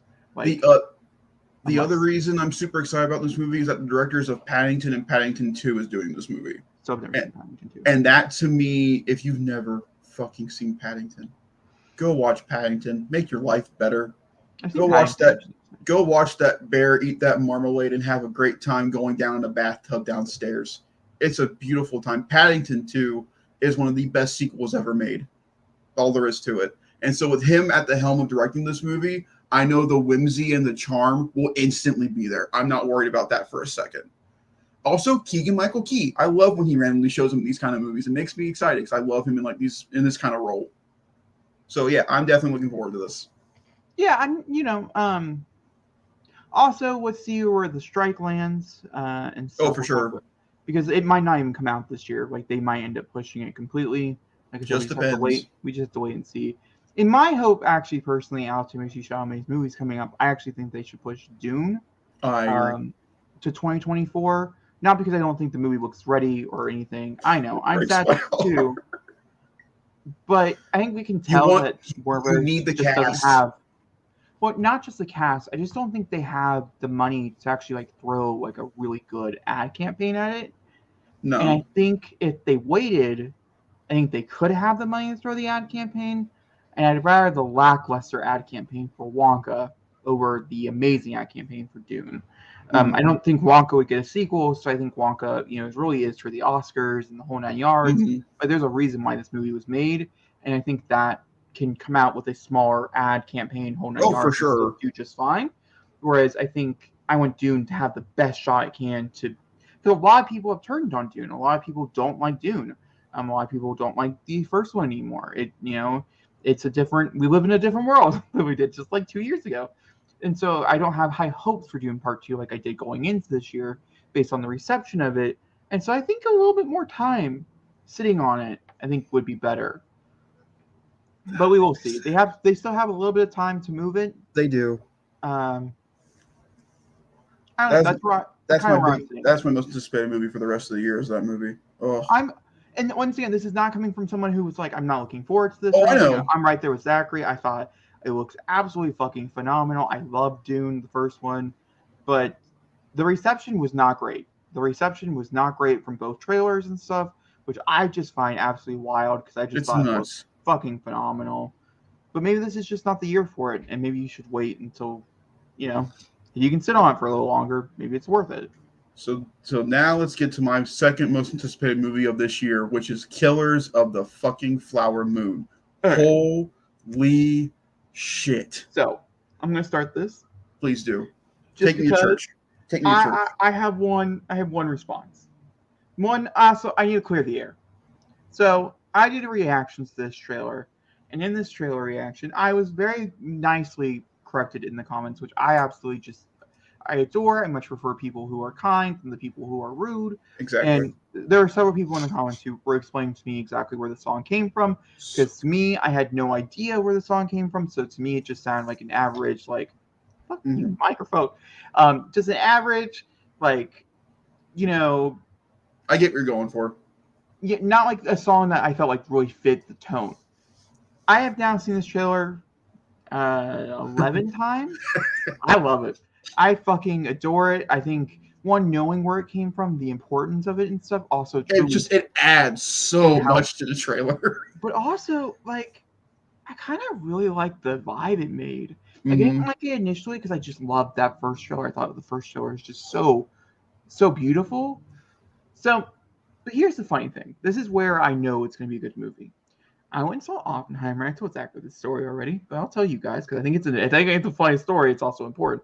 I saw Oppenheimer, and I go and I watch all the trailers before I go see the movie and stuff. And this came on, and this movie's 3 hours and like 30 minutes long. And I'm taking my mom to go see this, who does not go see 3 hour movies because she thinks it's going to be like one of her favorite movies. I really hope we can find a way for I can go with you guys to go watch this. I want to watch this with you so bad. And type of thing. And so like just her being like, oh, we're gonna be in the theater for like 3 hours, and like it's going to be like 4 hours we're gonna be sitting in the theater, and she's like game, she's like, yeah, okay, we'll do it, let's do it. And I was like, that right there, I think speaks spades to what this movie can achieve.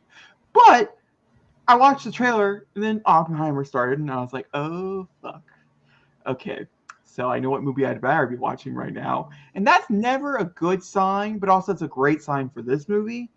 I just thought everything, the lines, the script, the cinematography, the directing, the acting, like across the board, I like right now Barbie is number one. But if there's any movie coming out for the rest of this year that I think could possibly beat Barbie, it is Killers of the Flower Moon, in my personal opinion. And I will do everything in my power to see it in theaters. I don't care what's in it. It makes me very anxious because I'm. Oh, for sure. There's certain things I just don't like seeing in theaters, but I will persevere. I will go. This is why you don't doubt DiCaprio and why am I blanking on this director's name? I feel like an asshole. This is why you don't doubt them. Do they occasionally have a bad movie? Does we say they have a bad movie now and again? For sure. But when his good movies stick out, they stick out like a fucking sore thumb. The Departed, anybody? One of my favorite movies of all time is with him and DiCaprio. And this movie looks raw, intense, real, and gets right to the point. That trailer, it just puts you in a different mood. And you're just ready to be invested in the world they're going to put you in because sound design, production, it feels real. There's no CGI to this. It feels just. I haven't felt this way since Django Unchained. I am so excited for this movie. I just think I just personally think. It looks amazing. By the way, I looked it up. I was curious what it's rated R for anybody out there who's also kind of timid about certain things. Maybe you're timid to go see this because it does seem like they're going to go in certain places. It's rated R for violence, some grisly images, and language. I've heard it's extremely violent for anybody out there who is not really one for gore. I've heard it's just based on the early premieres and stuff like that when they did those. I've heard it's extremely violent, which is not that shocking. You're seeing a Martin Scorsese film. Of course, as a movie. It's my opinion. But there is nothing of essay or anything that is listed, that's good. Which is the only part that made me most nervous about it, because it did seem like that's where the story was going, and with the type of story and the people that they're telling it about. Oh, for sure. I felt like that would be in your head. Yeah. And to let everybody know, if you still don't feel comfortable going and watching this particular, because how long it is, it will be on Apple TV as well. This is a Apple TV film, but they're putting it in theaters. But it will be on Apple TV, I think, in December. Yeah, I don't actually have a release date for Apple TV, ironically. I just have a release date for theaters, which is October 20th. I'm going to very quickly, however... Shut the front door. What? It's October 20th? Yep. Jacob, what also happens on October 20th? I don't know. Spider-Man 2. Oh, that's a video game. That's a great day for you and me. That's what that is. No, it is. I just requested off that weekend. Oh, I see. Okay, hold on. When's it coming on Apple TV?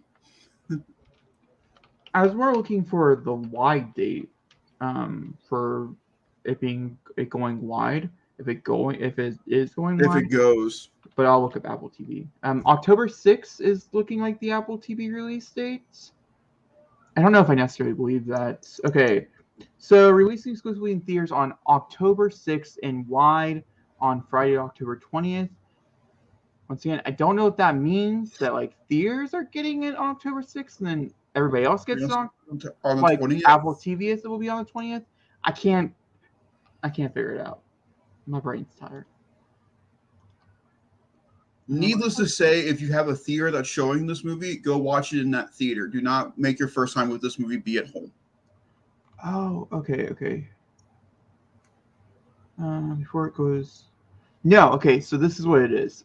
So it's going to be in a limited release. This is important for anybody out there who wants to go see it. So it's going to be in limited release Friday, October 6th. So if you're in California, New York, that type of thing. And then it'll go live in theaters Friday, October 20th for anybody else. So they're going to try to send it to as many theaters as they possible. It's going to be AMC exclusive. It's Paramount, so I feel like it's going to be pretty much almost anybody will probably end up getting it if they want it. Yeah. And then it will debut later on this year. There is no direct date yet for the Apple TV release date. Once again, I do agree with Zachary. I feel like it'll probably be around Christmas time or Thanksgiving. I'd say Thanksgiving is probably a pretty good date for that. Thanksgiving feels like a better release for this than Christmas does. Yeah, so I would say, so anybody out there who's wondering, it already has a 97% on Rotten Tomatoes and things. I'm just saying. I will if my theater doesn't get it, but the AMC close to me gets it in Westchester. I'm going to be there. That's a beautiful critic consensus for the movie. Please read. Enormous in runtime, theme, and achievement, Killers of the Flower Moon is a sobering appraisal of America's relationship with indigenous people and yet another artistic zenith for Martin Scorsese and his collaborators. If that doesn't make you excited, I don't know what does. By the way, can we talk about this for a second? Was this on your radar at all going into the year at all? I knew he had a movie coming out, Martin Scorsese specifically. I knew he had a movie. I had no idea what it was about. My raw reaction to the initial trailer is a raw reaction. I had no idea. I was randomly on YouTube and I saw this trailer with Leonardo DiCaprio. I was like, well, I'll give this a whirl. And now here we are. Yeah, I had no idea.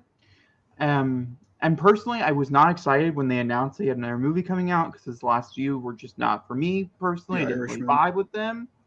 Irishman in particular was really rough to get through. I don't even think I finished it. I think I got the idea of that movie is just the idea of that movie is so good. I wish it was better. But with that being said, as soon as I saw the trailer, I was hooked. That's all it took. The final line. Can you see the wolves in the sheep's clothing or something? Are those lines? Or the line of I love your skin. What color is that? And it's my skin or something. It's just line after line after line. And then the first trailer, when the violence does happen, when the movie changes, and the tone shooks me. It shook me too. I was like, oh, we're going here. Okay. When he gets shot in the back, I'm just like, okay, here we go. Yeah. So, all right, we got to move on though. We've been on this for a hot minute. Let's go ahead and with Zachary. It's my favorite trailer of the month is Killers of the Flower Moon. What's Zachary gush about his? Oh my God. Okay. So where to begin? So my adventures with Superman and why you should watch it. This show is not getting the flowers it deserves. This show is not getting the credit it deserves. Every Friday it drops on Max, but it also is on Adult Swim for some odd reason. And now I know why, because if you did not know, I don't know if you know this, Jake. Cartoon Network is shutting down in this month. They're shutting down their studio, and I cried when I learned that. I'm really sad. That's an end of an era for me. It's an end of an era for you. All of our childhood was that network. So my biggest issue with DC and their usage of Superman is that it has not felt like Superman. He has not been the man that cares about and stands for something. He has not been that push of liberty. He wants to be there and help people. He doesn't want to.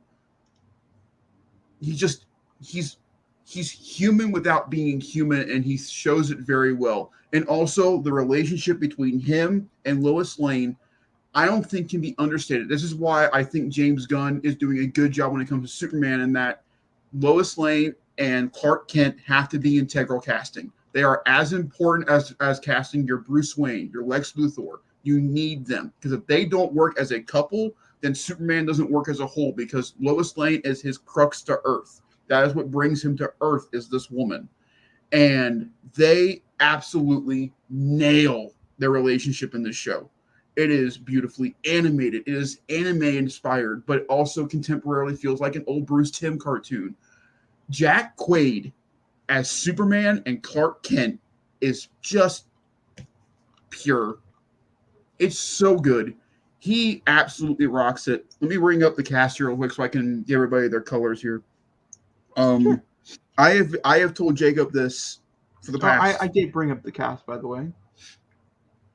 But this is obviously your thing. I just wanted to let you know in case. Thank you. I appreciate that. Okay. Jack Quaid again does a fantastic job as Clark Kent and Superman. He does a little thing with his voice that changes his Clark to Superman very quickly, and then he's back. He does a very good job with that. Alice Lee as Lois Lane. She is spunky. She's a different Lois Lane. So the basis of the story is that this is of the story of Jimmy, Lois, and Clark being interns at Daily Planet. This is them trying to rise in the ranks at the office, trying to get in Perry White's good graces, and then all of a sudden the Superman appears. And then it becomes Lois Lane's main mission to get that interview with the Man of Steel, find out what he is, and publishes it.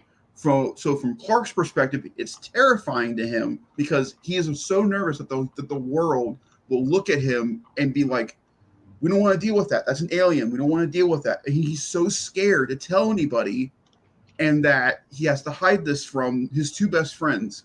Ishmael Saeed plays Jimmy Olsen. He is such a good comedic relief in this show. He is awesome. This show is so good.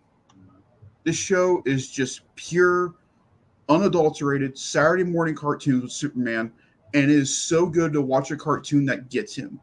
This last episode, episode 6, is, our biggest issue with multiverses this year, Jacob, and how we feel like they've not been doing them enough, or like doing them well. Episode 6 of My Adventures with Superman is the best multiverse episode of anything I've seen this year. I think it's better than Spider-Man. I think it's better than... They nail it. It is so good. So good. I just wanted to let everybody know I'll be right back to use the restroom. But Zachary can continue gushing, which I know he will not be mad about at all. No. I hate the fact that they air this at midnight on Fridays. I really wish this could be at like a 9 or a 6 on Cartoon Network, but unfortunately it is not. We are also coming to the end of this show. The final episode premieres on the 1st of September, and it's only 10 episodes. It's all on Max. Go watch it, please. I have not been this heavy in promoting a DC property since the Batman back in 2020. Was it last year? Since last year with the Batman, please, I am begging you, go watch My Adventures with Superman. They got him. They nailed it. And I know that this is not part of the whole idea for James Gunn, obviously, because James Cornsweet is playing Superman live action, and Jack Quaid is playing Superman over here. I just, honestly, Quaid and crew, you killed it. The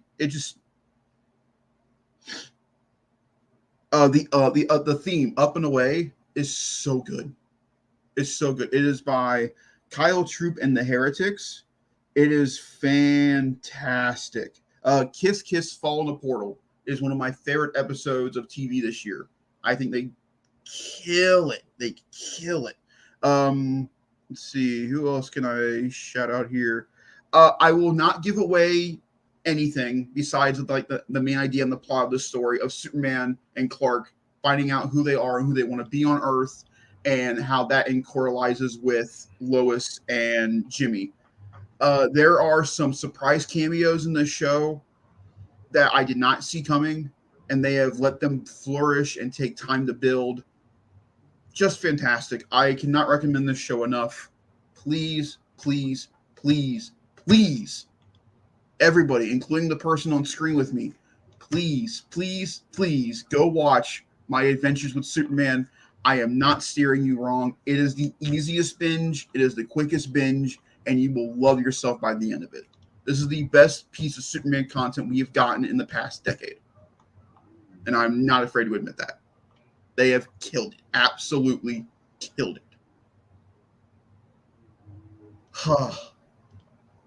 DC animation as a whole has been killing it. If you've not seen anything from the Tomorrowverse as well, Superman Man Tomorrow, Batman Long Halloween, League of Super Friends, Green Lantern, Justice Society World War II, go watch those, please, because they are all fantastic. There's not a bad one in the bunch. They're all fantastic. So, DC animation, keep up the fantastic work. You're keeping DC strong. We need you. We love you. Good work. That's all I have to say about My Adventures of Superman, why you should watch it. It's my favorite show. All right. Well, with that being said, I do. It's good that he had a good note, because we're actually going to go into a not so good note. So here's the thing. We're going to talk about secret. We'll need to announce what we're talking about. For anybody who's listening in audio, remember you can listen to us on audio. We're everywhere. We're doing Secret Invasion Season 1 spoiler discussion. That does mean if you've never seen Secret Invasion, you have not watched any of the episodes, or you've only watched like 3 of the episodes, and you're planning on watching the rest, this is the section you want to skip. The next one, in case you're listening to on audio, so you know where to skip to or trying to find or whatever, is what's going on with Master Universe. Once again, there are chapter times on YouTube that you can go into. You can get the exact timestamp that you need for the audio on YouTube. So just to give you a heads up in case you're trying to figure out how to surf the audio. That's the best and easiest way to do it. I like that. Surf the audio. Find your right way. Exactly. Very chill. Unlike the show. Hey, I know. So we are going to be... That was harsh. Now I'm getting fisted. So, man, that movie really put us on a perturb of jokes, didn't it? Oh, I know what that word means. So, we are here to talk about Secret Invasion. I guess I'll go first. Please do. I guess because I have better outlook, I guess, on the show than Zachary did. So I guess that is good. You're going to hear like pros and cons on both sides. Con, they were too short. Con, they didn't know what they were doing in the story. Con, they really didn't know what they're doing in the story. Con, Jacob, I thought you were the pro in this scenario. We will get there. Hold on, we gotta get through some of the cons. Con, they really didn't know what they were doing in the story. Con, yeah, I'm just gonna keep saying it over and over again because where the fuck, like, I don't understand how you could have 5 episodes. I'm gonna go on a rant real fast, and then we'll get to that. I do have good things. I did like aspects of this show. As did I, but I think the story as a whole was a real mishap. Here's the thing.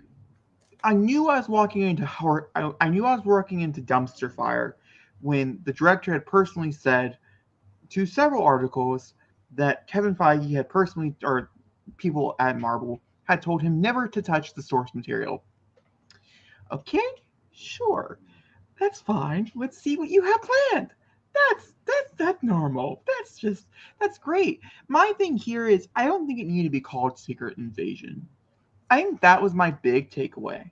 I like the in-depth details about Samuel Jackson. I liked, or Nick Fury, his background, getting a little bit more information, a little deeper information. I liked his wife, to be honest with you.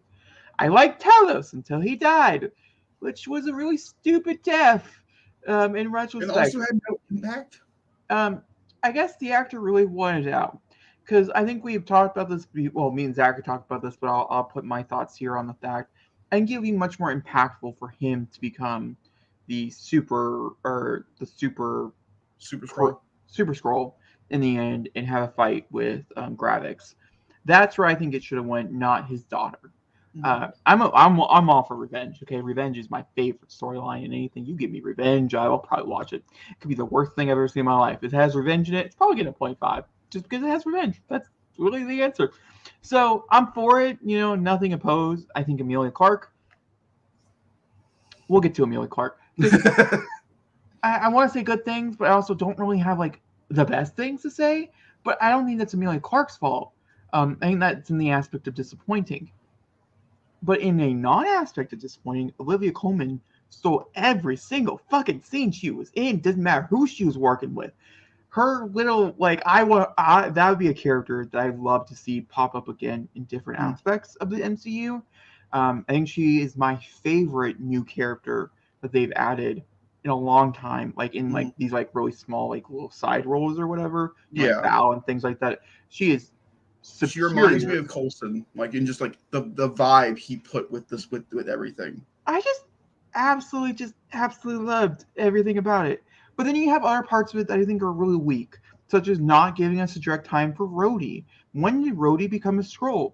And with the director being like, whenever the fans want. I'm sorry. What?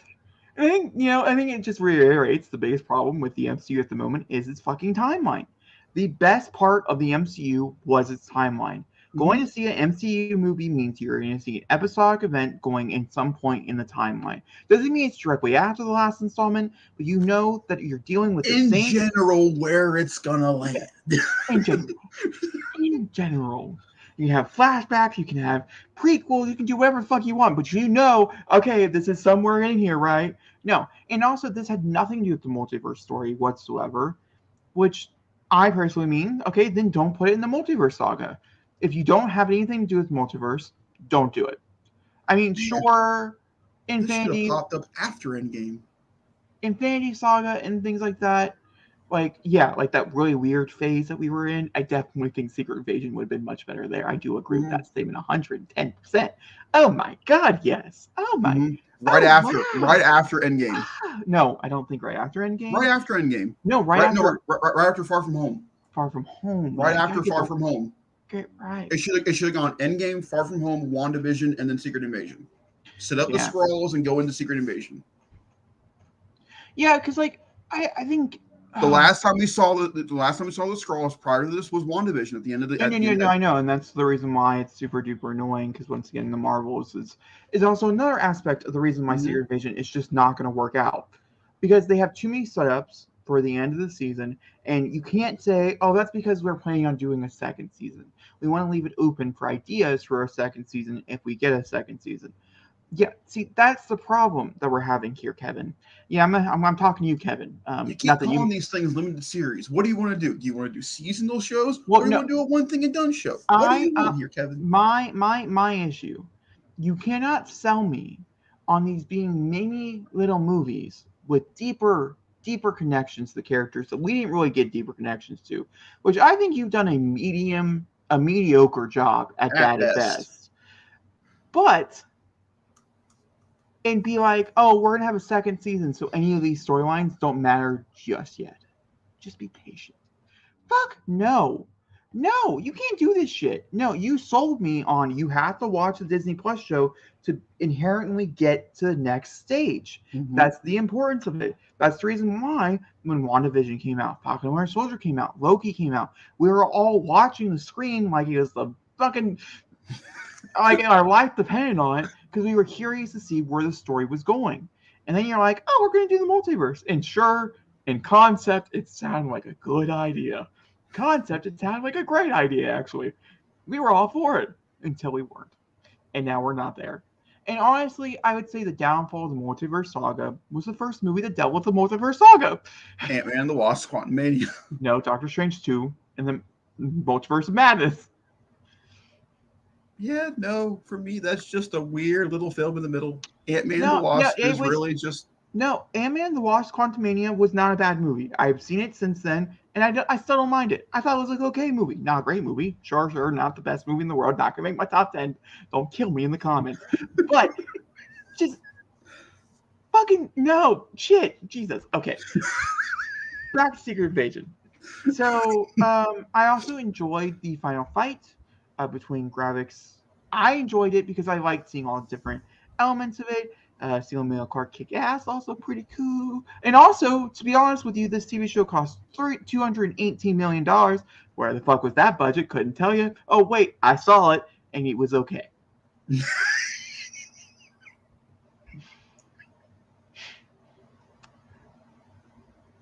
Also, biggest takeaway, two takeaways from the end. Was not mad that it wasn't like Samuel, going and fighting Gravix. I think that made a lot of sense.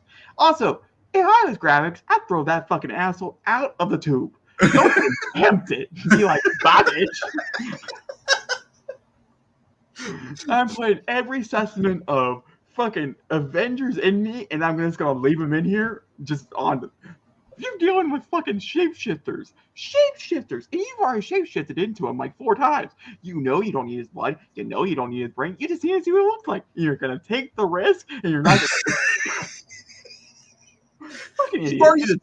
You've already shapeshifted into Nick Fury once in this season. You deserve to die. That's my opinion. You deserve to die.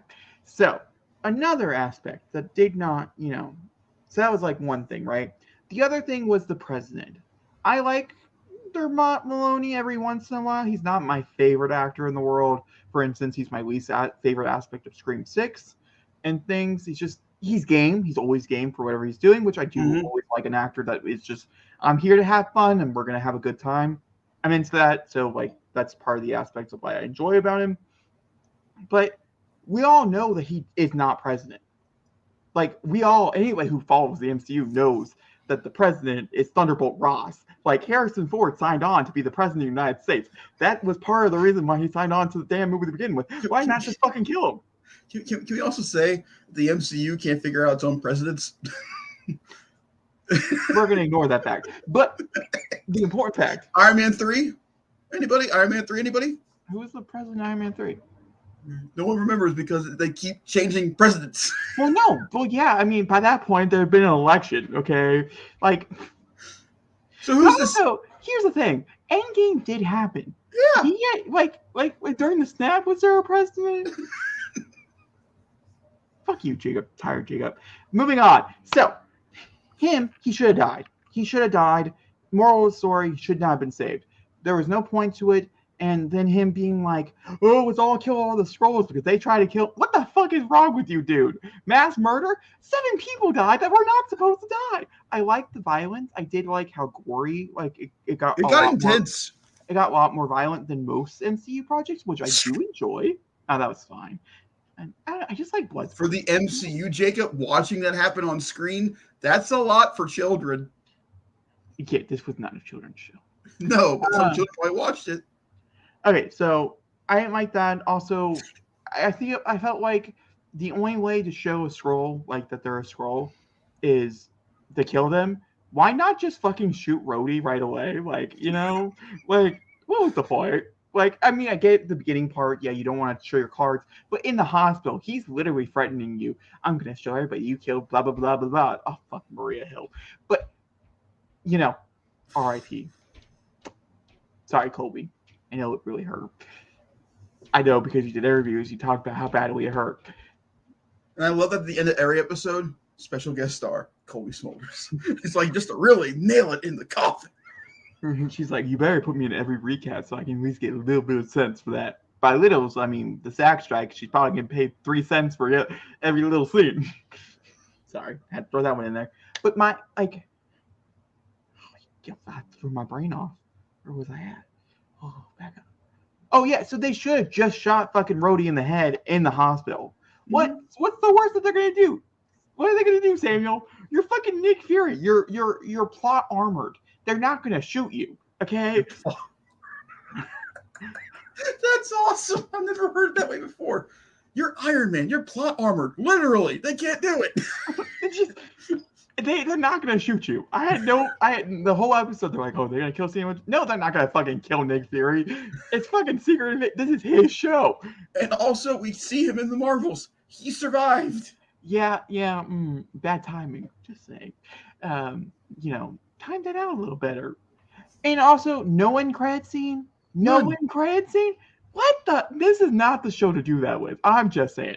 Even like it was just like a scene from the Marvels, like getting us excited for the next MCU project. Because I don't know, like, didn't Miss Marvel do that same thing too? Well, Miss Marvel, yeah, it was a direct clip. And you know what? It worked. It fucking worked. And it brought a powerhouse, an actress that they couldn't afford, but you had 212 million. You couldn't call Brie Larson. Like that's also another thing. This show needed Carol. This show needed Carol. For the first time in the MCU's history, an MCU project actually needed Carol Danvers. And the one time you needed her, she didn't show up. Did you even call her? Were you like, do you want to even try to be Damn here? it, the pager's not fucking working. Because like, and I understand. No, Secret Invasion should not have been a Disney Plus show. No. Okay, and then before I give it over to Zachary, because I guess my review was more negative than I thought, but that's okay. I had a lot more anger. Sleepy Jacob had more anger than non-Sleepy Jacob. Very sorry about that. I'm more enthusiastic, I guess, today. But I want to very quickly talk about Emilia Clarke, just because Emilia Clarke is one of my favorite actresses of all time, and I feel like I should address the elephant in the room, and that is Emilia Clarke. Her acting was not horrible. They just took every single bit of Emilia Clarke's personality, and they're like, haha, no. And like, my opinion, if you're going to hire Emilia Clarke, why not allow her to, Emilia Clarke it? You bring her on as the daughter of Ben Mendelsohn, and you do not allow them to have an emotional, impactful conversation once in this show, or let her, or no. I'll get to my point. Or let her have that emotional moment with her father. Instead, you let Ben Mendelsohn take all that acting there, when in reality, it could have been a back and forth.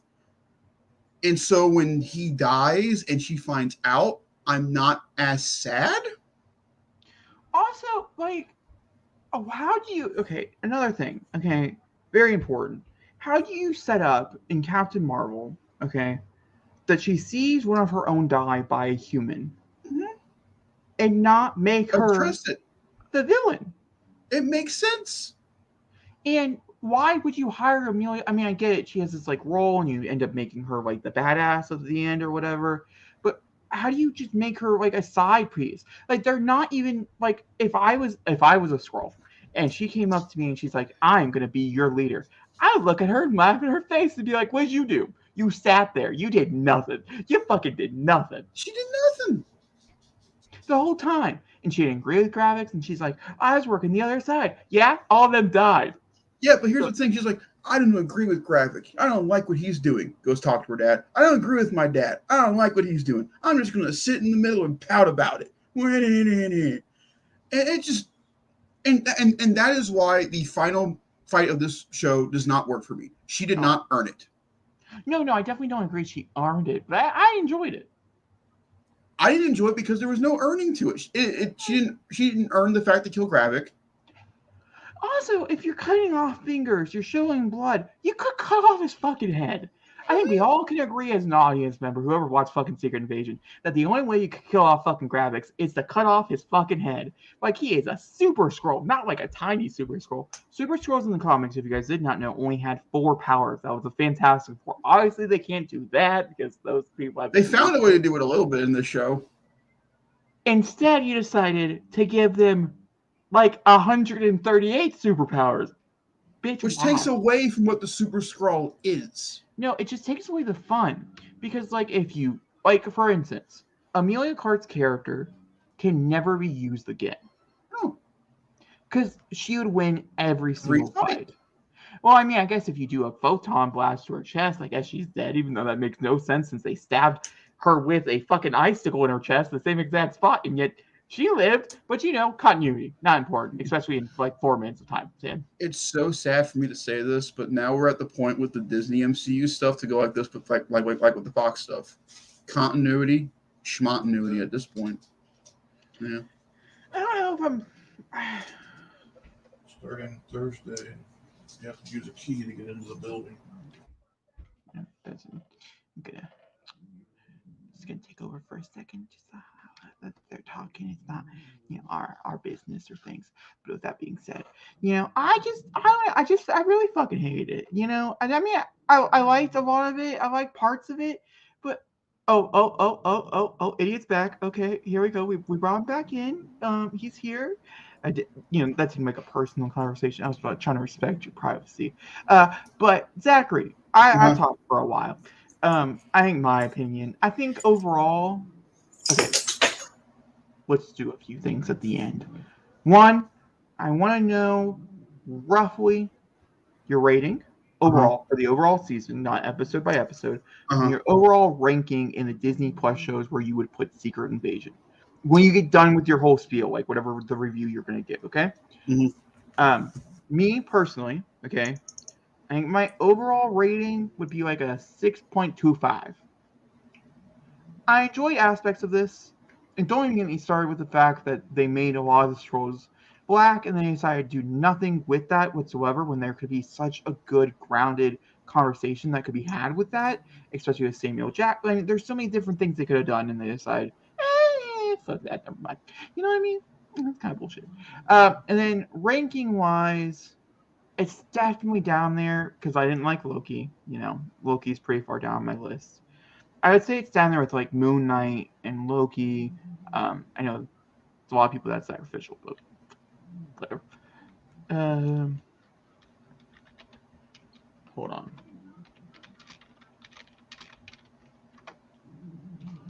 Let me take a quickie looky at the. What the? No, Jesus. This is not what I wanted. Ooh. Here's the list for you if you can't find it. It is WandaVision, The Falcon Winter Soldier, Loki, Hawkeye, Moon Knight, Miss Marvel, She-Hulk, Attorney at Law, What If, and now this. You read those really fast. Sorry. WandaVision, The Falcon and Winter Soldier, Loki, Hawkeye, Moon Knight, Miss Marvel, She-Hulk, Attorney at Law, and now Secret Invasion. And What If. So I would say personally, from my opinion, I mean, if you've been following the channel for a while, you kind of know which ones are my favorites, which ones are not my favorites. I would put it down there with Moon Knight because I didn't really vibe with Moon Knight the entire time. That was one of those endings I did enjoy. I felt like it did a pretty good job with the last episode. I mean, I didn't like the end, but I felt like it did okay. I like not important. Moon Knight, Loki, What If? Like it's in the very bottom. Secret Invasion. It doesn't hold up. Where I was hoping that this would be a new like WandaVision, Hawkeye for me, where it would be like a constant like rewatch. Hawkeye I watch every Christmas. You know, I'm very very excited. We're getting closer to Christmas, which means we're getting closer. Yelena Pulova time eating mac and cheese with hot sauce, frightening people. I'm so excited. Will you actually eat mac and cheese with hot sauce when you watch the show? Probably not. I sure do. Oh. You gotta respect. You eat hot sauce? You know what? This is not the conversation, Zach. You're telling your fucking thoughts on Secret Invasion. Sorry for cursing. I am losing my filter completely. This is how I feel about Secret Invasion. This show was terrible. I did not like anything about it. There was nothing redeeming. Nothing. This is the one true Marvel thing that I cannot find a redeeming quality about. Not one. I don't think they handled the story right. I don't think they handled the message they were trying to convey correctly. I think this was just a great way of Samuel L. Jackson to get a really good paycheck and do a show. And to me, it's bullshit. They killed off one of the great female characters of the MCU for no reason, just because they're like, hey, it adds shock value. They diminished one of my favorite side characters in Talos, and his death meant nothing to me. It didn't have an impact. It didn't leave anything. The Rhodey thing could have been more impactful to find out that he's been a Skrull for this long, which means that in theory he was not there for Tony's death at Endgame. And they didn't address that to say that it's just up to our interpretation of where he was at. I think is bullshit. They don't know where he was at, and so Marvel doesn't know where to tell us to put him at. This is just drawing to my conclusion that Marvel has lost their way. They do not know what to do right now. They have not found their fit. They can put out decent one-shot stories involving legacy characters, but overall continuity-wise, they have lost their way. And this show was the definition of that in a nutshell. My review will be short and sweet to that point. This ranks below What If for me. This is the worst one they've put out. I can still find appreciation in most What If episodes. I can't find anything in this. The wife is the closest thing I will give this show, but she's barely in it. And when she's in it, she does steal the majority of her scenes. They were teasing Emilia Clarke as this big mystery character prior to the show's release. And like Jacob said, they gave nothing to her. She sat around and pouted for the majority of the show. And then randomly they gave her superpowers and she put a pole through this guy's chest. That was her arc in the show. Olivia Colman, I disagree with you 110%. I think she was an outlook in this show. She did not fit this show at all. Her character didn't fit the show. Her character felt like a very out of place character. And so she didn't work for me at all the majority of the time. How she randomly showed up in the hospital? Sure, that happened. The president thing, I could give two shits about it. Nothing in this show means anything. They're not going to address it in Secret Invasion. They're not going to address the progression for the Skrulls and the Marvels. They're not going to mention it. My biggest issue is your biggest issue. There is no continuity between the Disney Plus shows and the Marvel movies. There's none. They try to. Once again, we have not seen the Marvels, right. And so we could be pleasantly surprised. Right. I hope I am. I hope I am. But I just have a strong feeling that we will not be. Yeah, because a lot like with Doctor Strange and WandaVision, there was no talking between the writers of the one movie or the other, and that's why she was upset that she had to do the same arc again. And so, yeah, I think. Sorry, you let me talk. I'll let you talk. That's why I'm so excited for Loki, in that Loki is a season 2 to a season 1 that I absolutely adore, and that I'm invested in its characters. I know where we're going with that. I know the concept and the ideas of it, and it has an idea of where it wants to go. Secret Invasion from episode 1 to episode 6 had no idea where it wanted to go. Every week it got shorter and shorter and quicker and quicker. So by the time we got to the finale, everything just, and it's super annoying. It's super annoying. This gets a 4 for me out of 10. This is the weakest thing Marvel's put out in about a decade. I put Eternals over this. That's how much it shows. I'll watch She-Hulk again for sure. You didn't even finish She-Hulk. But that tells you something. I'll go back and finish She-Hulk before I start doing this again. I'll go back and watch Hawkeye again. Jacob knows Hawkeye was not my favorite thing that year. I enjoy moments of Hawkeye, but here's the difference. I enjoy moments in Hawkeye. The stuff with Yelena, the stuff with Clint and his family, the stuff that really, really worked. You just need to move on. I'm gonna start crying. It hurt my heart. But yeah, no, this is the worst Disney Plus show they've put out. I like this better than I like Book of Boba Fett better than this. No. This is 10 times spades better than Book of Boba. No. I would rather at least Book of Boba Fett had a connecting story that made sense by the end. No. Listen to me. I'd rather cut out my eyeballs with a very dull blade with all the diseases in the world on it before I watch Book of Boba Fett again. I enjoyed Mando season 3 more than Secret Invasion. Hey, I thought Mando season 3 is fucking phenomenal. I don't know what everybody else thought. The first half of Mando season 3 is fantastic. The second half of Mando season 3 has no idea what it wants to do. Well, here's the thing: we still get to finish it, but I've heard nothing but good things. So I'm just assuming we're just going to be on a trail of happiness. So that's where I'm at. But yeah, that's Secret Invasion. I had one more thing to add. 2 things to add: one bad, one good. The good thing is that out of all the Marvel shows that come out so far, outside of like WandaVision and things like that, I do have to say they knew how to end an episode. They did. I think they had a really good cliffhangers, really good talking points at every episode. Some at the extent of the episode, some not at the extent of the episode, but I do think it made the TV show watchable and made people feel like they needed to watch it, which is good. And I think that should be a note to take for almost every Disney Plus show going forward. End with your cliffhangers. You want to make sure people keep coming back. The best way to keep people coming back, if you end in a way that makes them want to watch more, make them remember that that this is coming back. This is So I think Secret Invasion at least had that going for it, because I do think anybody that did watch it, very small viewership, anybody who did decide to watch it week to week, was rewarded because I did get a cliffhanger every week, which made them want to come back. The other thing I have an issue with this show we will talk about in the second podcast. We will? Yes. It involves the intro to this show. Oh. Yeah. No, that's fair.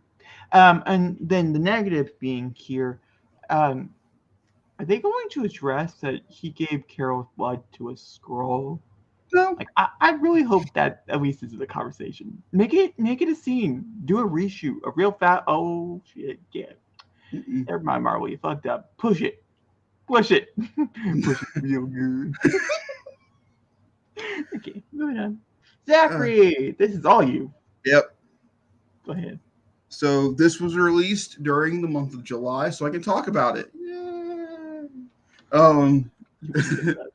Masters of the Universe movie dead at Netflix after at least $30 million of in development.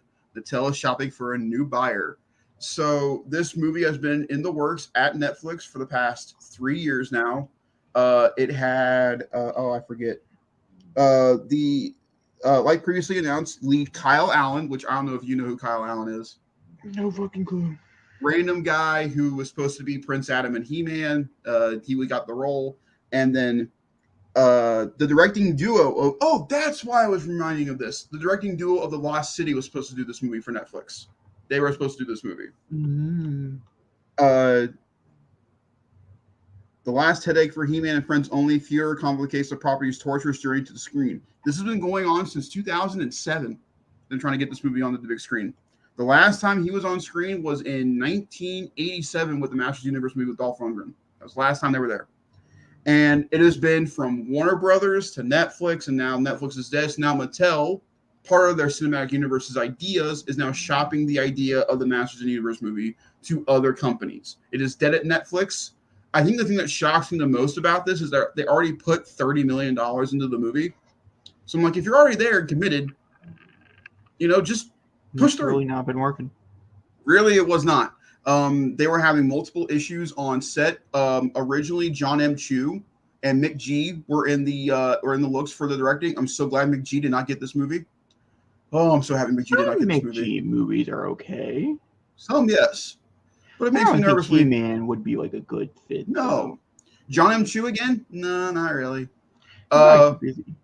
Yeah, and I like the idea of the Lost City directors doing it now, but they have the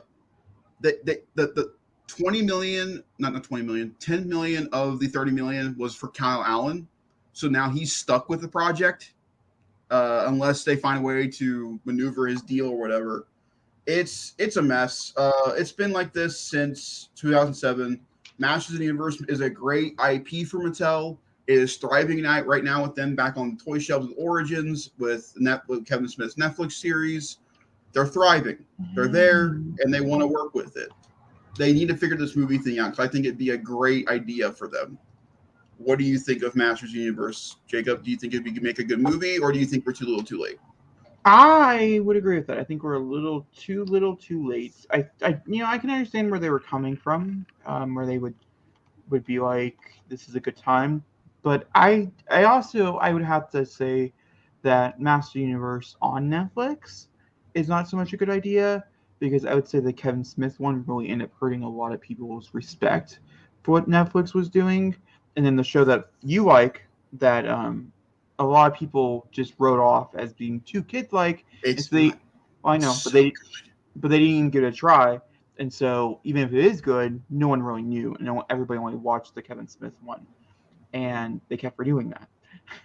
So we get Revolution next year. Yeah, that's what I mean. So I don't think it was a smart choice. I think if you're gonna do it, once again, it was on the list for Mattel. They are shopping it around. Mm-hmm. That was what I read, by the way, in the article that I was reading for Mattel. So it is not dead. It's not going anywhere. It's just back on its shelf that it was originally at. And I also don't think Masters of the Universe, in my opinion, would work really well as a movie. Like a live action movie. Here's where I think it could, depending on the company that does it. It's like think Star Wars meets Lord of the Rings. And that's what Master of the Universe could be. It's a space epic fantasy with shoes and sandals and swords. I think if you find that right target and balance, I think it could work really, really well. It just solely depends on who is got the concept and the idea down. Because you have to think about it. It's Eternia with Prince Adam. You got to think about Keldor, Orko, Battle Cat, Panther, all these characters. And you have to make the audience believe these characters. You're asking them to believe about a guy who can glow in the dark and he's a skeleton. That's a lot to believe in. You're trying to believe about a guy riding a giant green and yellow cat, wearing armor, holding a sword, saying, "I have the power." Like, there's a lot to believe if you believe it. I will also say I looked at Kyle Allen. I was like, that name sounded really familiar. I want to know if I'd known him from anything. I've seen actually quite a bit of his back work and things. He's not a bad actor or anything. I just don't think he has the right chops to bring in a bigger audience and things. He is very attractive, which is a very big part of He-Man. But also, I think that's also another thing that I think would be really hard to do as like a movie for He-Man, only because if you guys don't know what He-Man is, he says the magical words and then he turns all buff and hot. And from his like little twink era, he turns into a twunk. If you're gay, you understand that, that lingo or whatever. And I just don't think you can personally do that like in a live action film without like changing actors. Mm-hmm. And that's totally reasonable. And I personally, I wouldn't want to see it if they were changing actors. But that's how you would have to do it. Yeah, you can't have buff Prince Adam and the buff He-Man. That'd be weird. Well, we're just not there yet, then I guess. That's my opinion on it. Also, like, Skeletor definitely not work in live action. I mean, that's just the fucking moral of the story. I'm sorry, it just wouldn't work. Red Skull worked for you, but Skeletor won't? Red Skull did not work for me. No, Red Skull did not work for me. Not a single aspect of Red Skull worked for me. I mean, Red Skull being Dormir, yeah, that kind of worked for me. I thought it was kind of funny, little cute, like, oh, you're the protector, yeah, fuck you. But that was kind of cute. But that was about it. That was like the lowest of the low. Like Red Skull and actual Captain America. There's a reason why Captain America First Avenger is so low on a lot of people's list. And that's why it's almost it's in my top 5. See, there's 3 different people in the world. me, and you. So, Jacob, what's the end of this podcast entailing? We have 2 more stories, and we're going to, we'll see how well the one goes, but we're definitely going to fly through the third this one. We did not plan this out well enough. We looked at the other stories for the next podcast, and that was going to be like an hour and a half. Good for me, but like, fuck. Okay, so Tron 3 casting. Zachary has only heard about Jared Leto, who is supposedly the lead in this. Tron Ares, as it's called. And he is called Ares. That is the character he's playing. I personally think that's a horrible ass idea, in my opinion. I would try to get him out of that contract as fast as possible. I would evict him from my movie. That's where I stand. I think this whole movie as a whole was a bad idea. Yeah, I get it, but I'm trying to give it the best shot it can get. Jared Leto is not it. You and I both enjoy Tron Legacy, if I'm not mistaken, correct?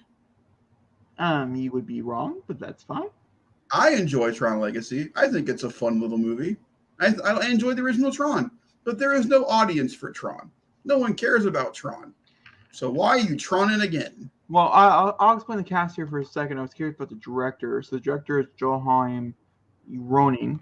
I think is how you pronounce his name. He's like Russian or something along those lines.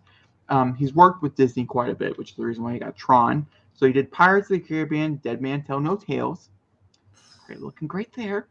And then he did one of my personal. I just adore this movie. It's just so good, and not fucking terrifying and disturbing as shit. Not at all. And that is Maleficent 2, The Mistress of Evil. What's the best way I can say about this? If you've never seen Maleficent 2, go ahead, take out your headphones, mute me for 2 seconds. I will never ever forget being in the theater, and yes, I am going to spoil it, and watching fairies No. You need to hear this shit because it's shocking. Suicide bomb themselves. I wish I was joking. And he signed off on that. He directed that, and it was violent. Not a kids movie. Either way, Tron 3.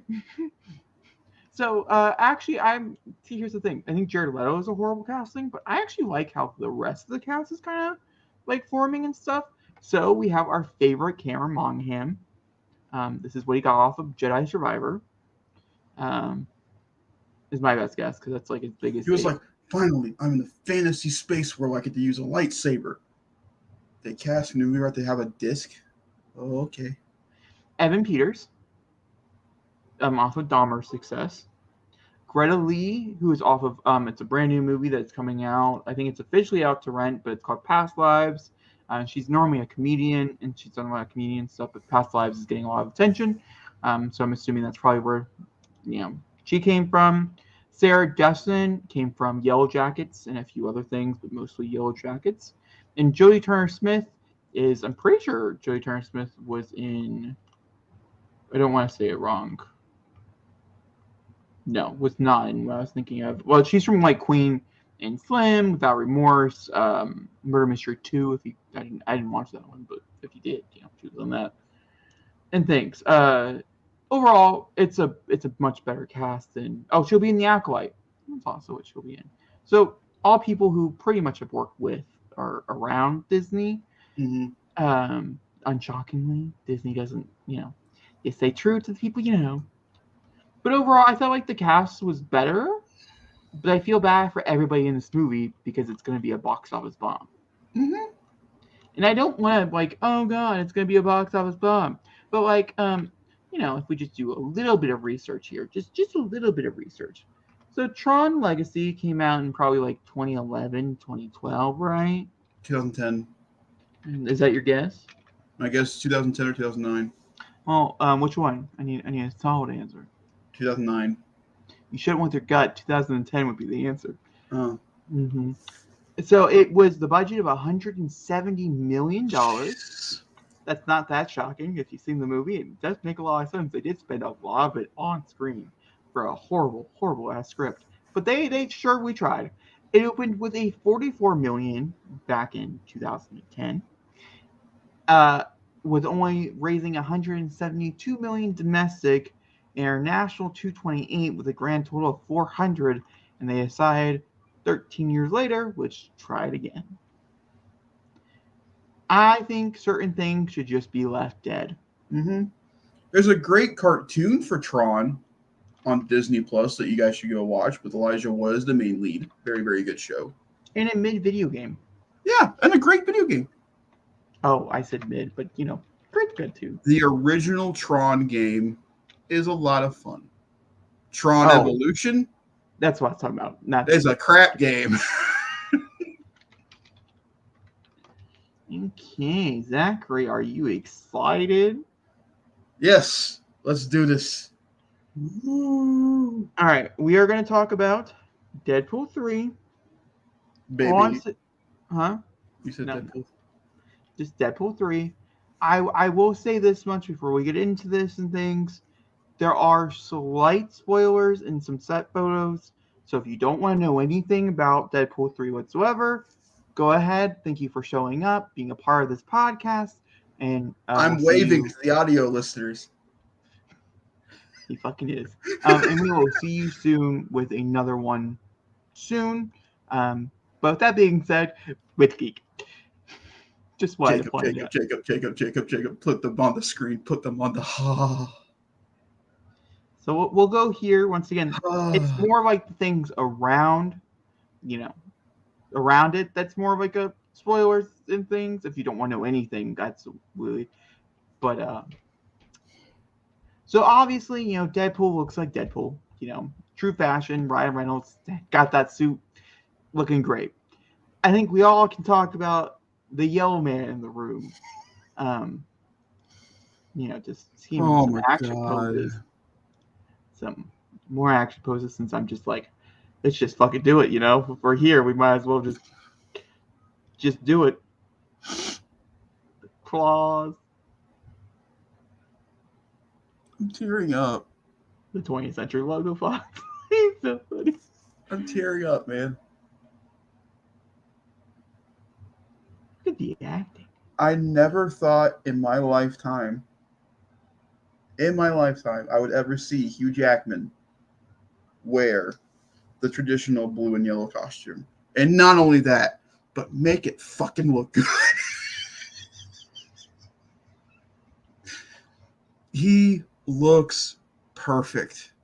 He just looks. I don't know how else to say it, man. He looks perfect. I love the lighter red on Deadpool. I think he looks fantastic. I love the fact that the eyes are a little bit smaller. But Hugh, man.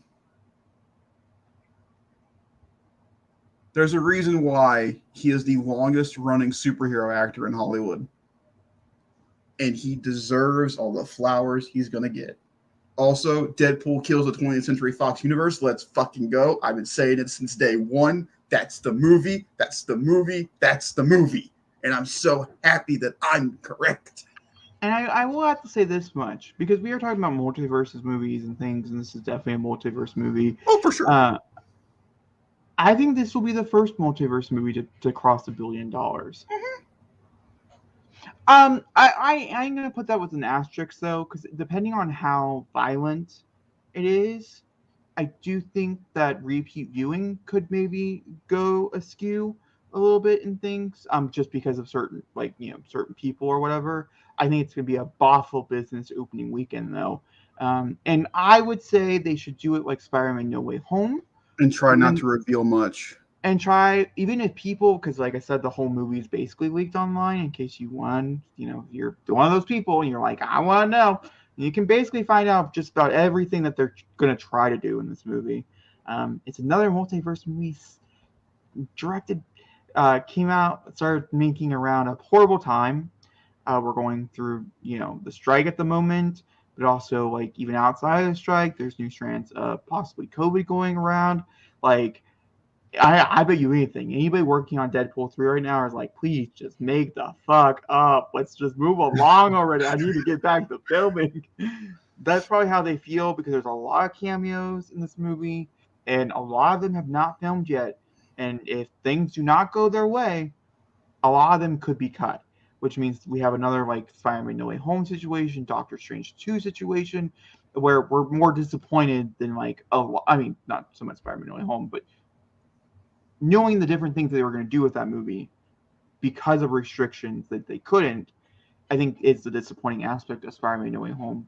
And Deadpool 3 was the perfect movie to do everything we've wanted so far in a multiverse movie. And I want them to be able to accomplish that. I want the vision to be fully realized. He's got the things on the knuckles. He's got the things on the knuckles. I know they're gonna come out the knuckle holes. They're gonna come out the knuckle holes. It's gonna be. I'm very happy for you. I can't. I mean, to me personally, I think it looks tacky as fuck.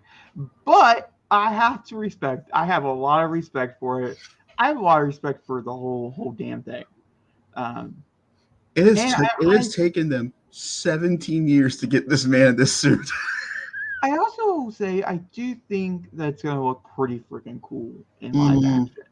Because like these are not lighted, these are just like photos. This is the photo they directly released to the public and stuff on Instagram. But like ultimately that was because they were going to be filming a fight scene outside. I love that Ryan knows like get ahead of the curve. Well, like I said, if we did not go on strike and they continue to film the movie and things, we would have been learning a lot about this movie. And I don't really know how I feel about that. Like a part of me, a lot of Spider-Man was filmed on sound stages and stuff. I don't know if you knew that or not. Like Spider-Man No Way Home was a lot of that movie was filmed on sound stages, which is why they got away with keeping so many like secrets and why this one they're like shoot it in the quarry. Yeah, this one they're like, fuck that. Let's just shoot it outside, whatever. Let's just do it. And like that's great and all, but like even though like we're gonna know, like if you really want to know or whatever, who's in the movie because it's gonna be shot outside or whatever. I still don't know if I'd release it to the public. I don't know if I'd release it in the trades. But then again, the trades are already going to talk about it. So it's like, it's such a hard it's a hard line to walk because part of the reason why No Way Home works so much is because everybody knew they were in the movie, but everybody's like, we ain't in this movie. I mean, Andrew Garfield. They needed Andrew Garfield. Andrew Garfield should have got an Oscar for his role as Andrew Garfield denying Spider-Man No Way Home. He denied it so hard. Like, he was like, I'm not in them. Here's my thing. There are certain people from certain films in the Fox universe don't tell anything to, because they will blabber their mouths. I'm not saying names, but Barry Haley and Marsden James and, them people, don't tell them anything. Don't let Tom Holland on your set. That's all I'm saying. Well, no, but then again, here's my thing. Like, they're going to try to keep it a secret that Doc Ock was in the movie 2 minutes after he got hired. Like, did you hear him in the new Spider-Man movie? I don't even think he walked on the set yet to get outfitted. Did you know I was in the new Spider-Man movie? To a random stranger on the street. It's just like, Tom Holland holding up the poster to Avengers Endgame, announcing the final title. Do not show to... Oh, fuck. All right, with that being said, this is a bit too long. Zachary, I'm very excited. I know you're very excited. Any last minute thoughts before we wrap this up? Just seeing them together after almost 20 years of watching Hugh Jackman play this role, and a little over almost a decade now of watching Ryan play Wade. Yeah, think about that for a second, Jacob. No, I don't want to. It's okay. It's really cool to see the two of them together in costume filming a movie together. And again, Deadpool kills the 20th Century Fox universe. Let's go. Yeah. I figured it out. Da, da, da. That's all. We'll leave on that note. As always, guys, thank you guys. Hold on. Oh, shit. No, wrong one. Okay, go. As always, guys, thank you guys very much for watching. Like, rate, subscribe. As we've said numerous times throughout this episode, we're everywhere. Go to Spotify, Apple iTunes, wherever you can find podcasts. Listen to us, rate, think, talk about whatever we want to talk about today in the episode. What was your favorite story? Let us know in the comment section down below. Ring-a-ling that ding-a-ling button. Let us know that you're here, there, and it gets them every time. And we will see y'all in the next one. Goodbye, y'all.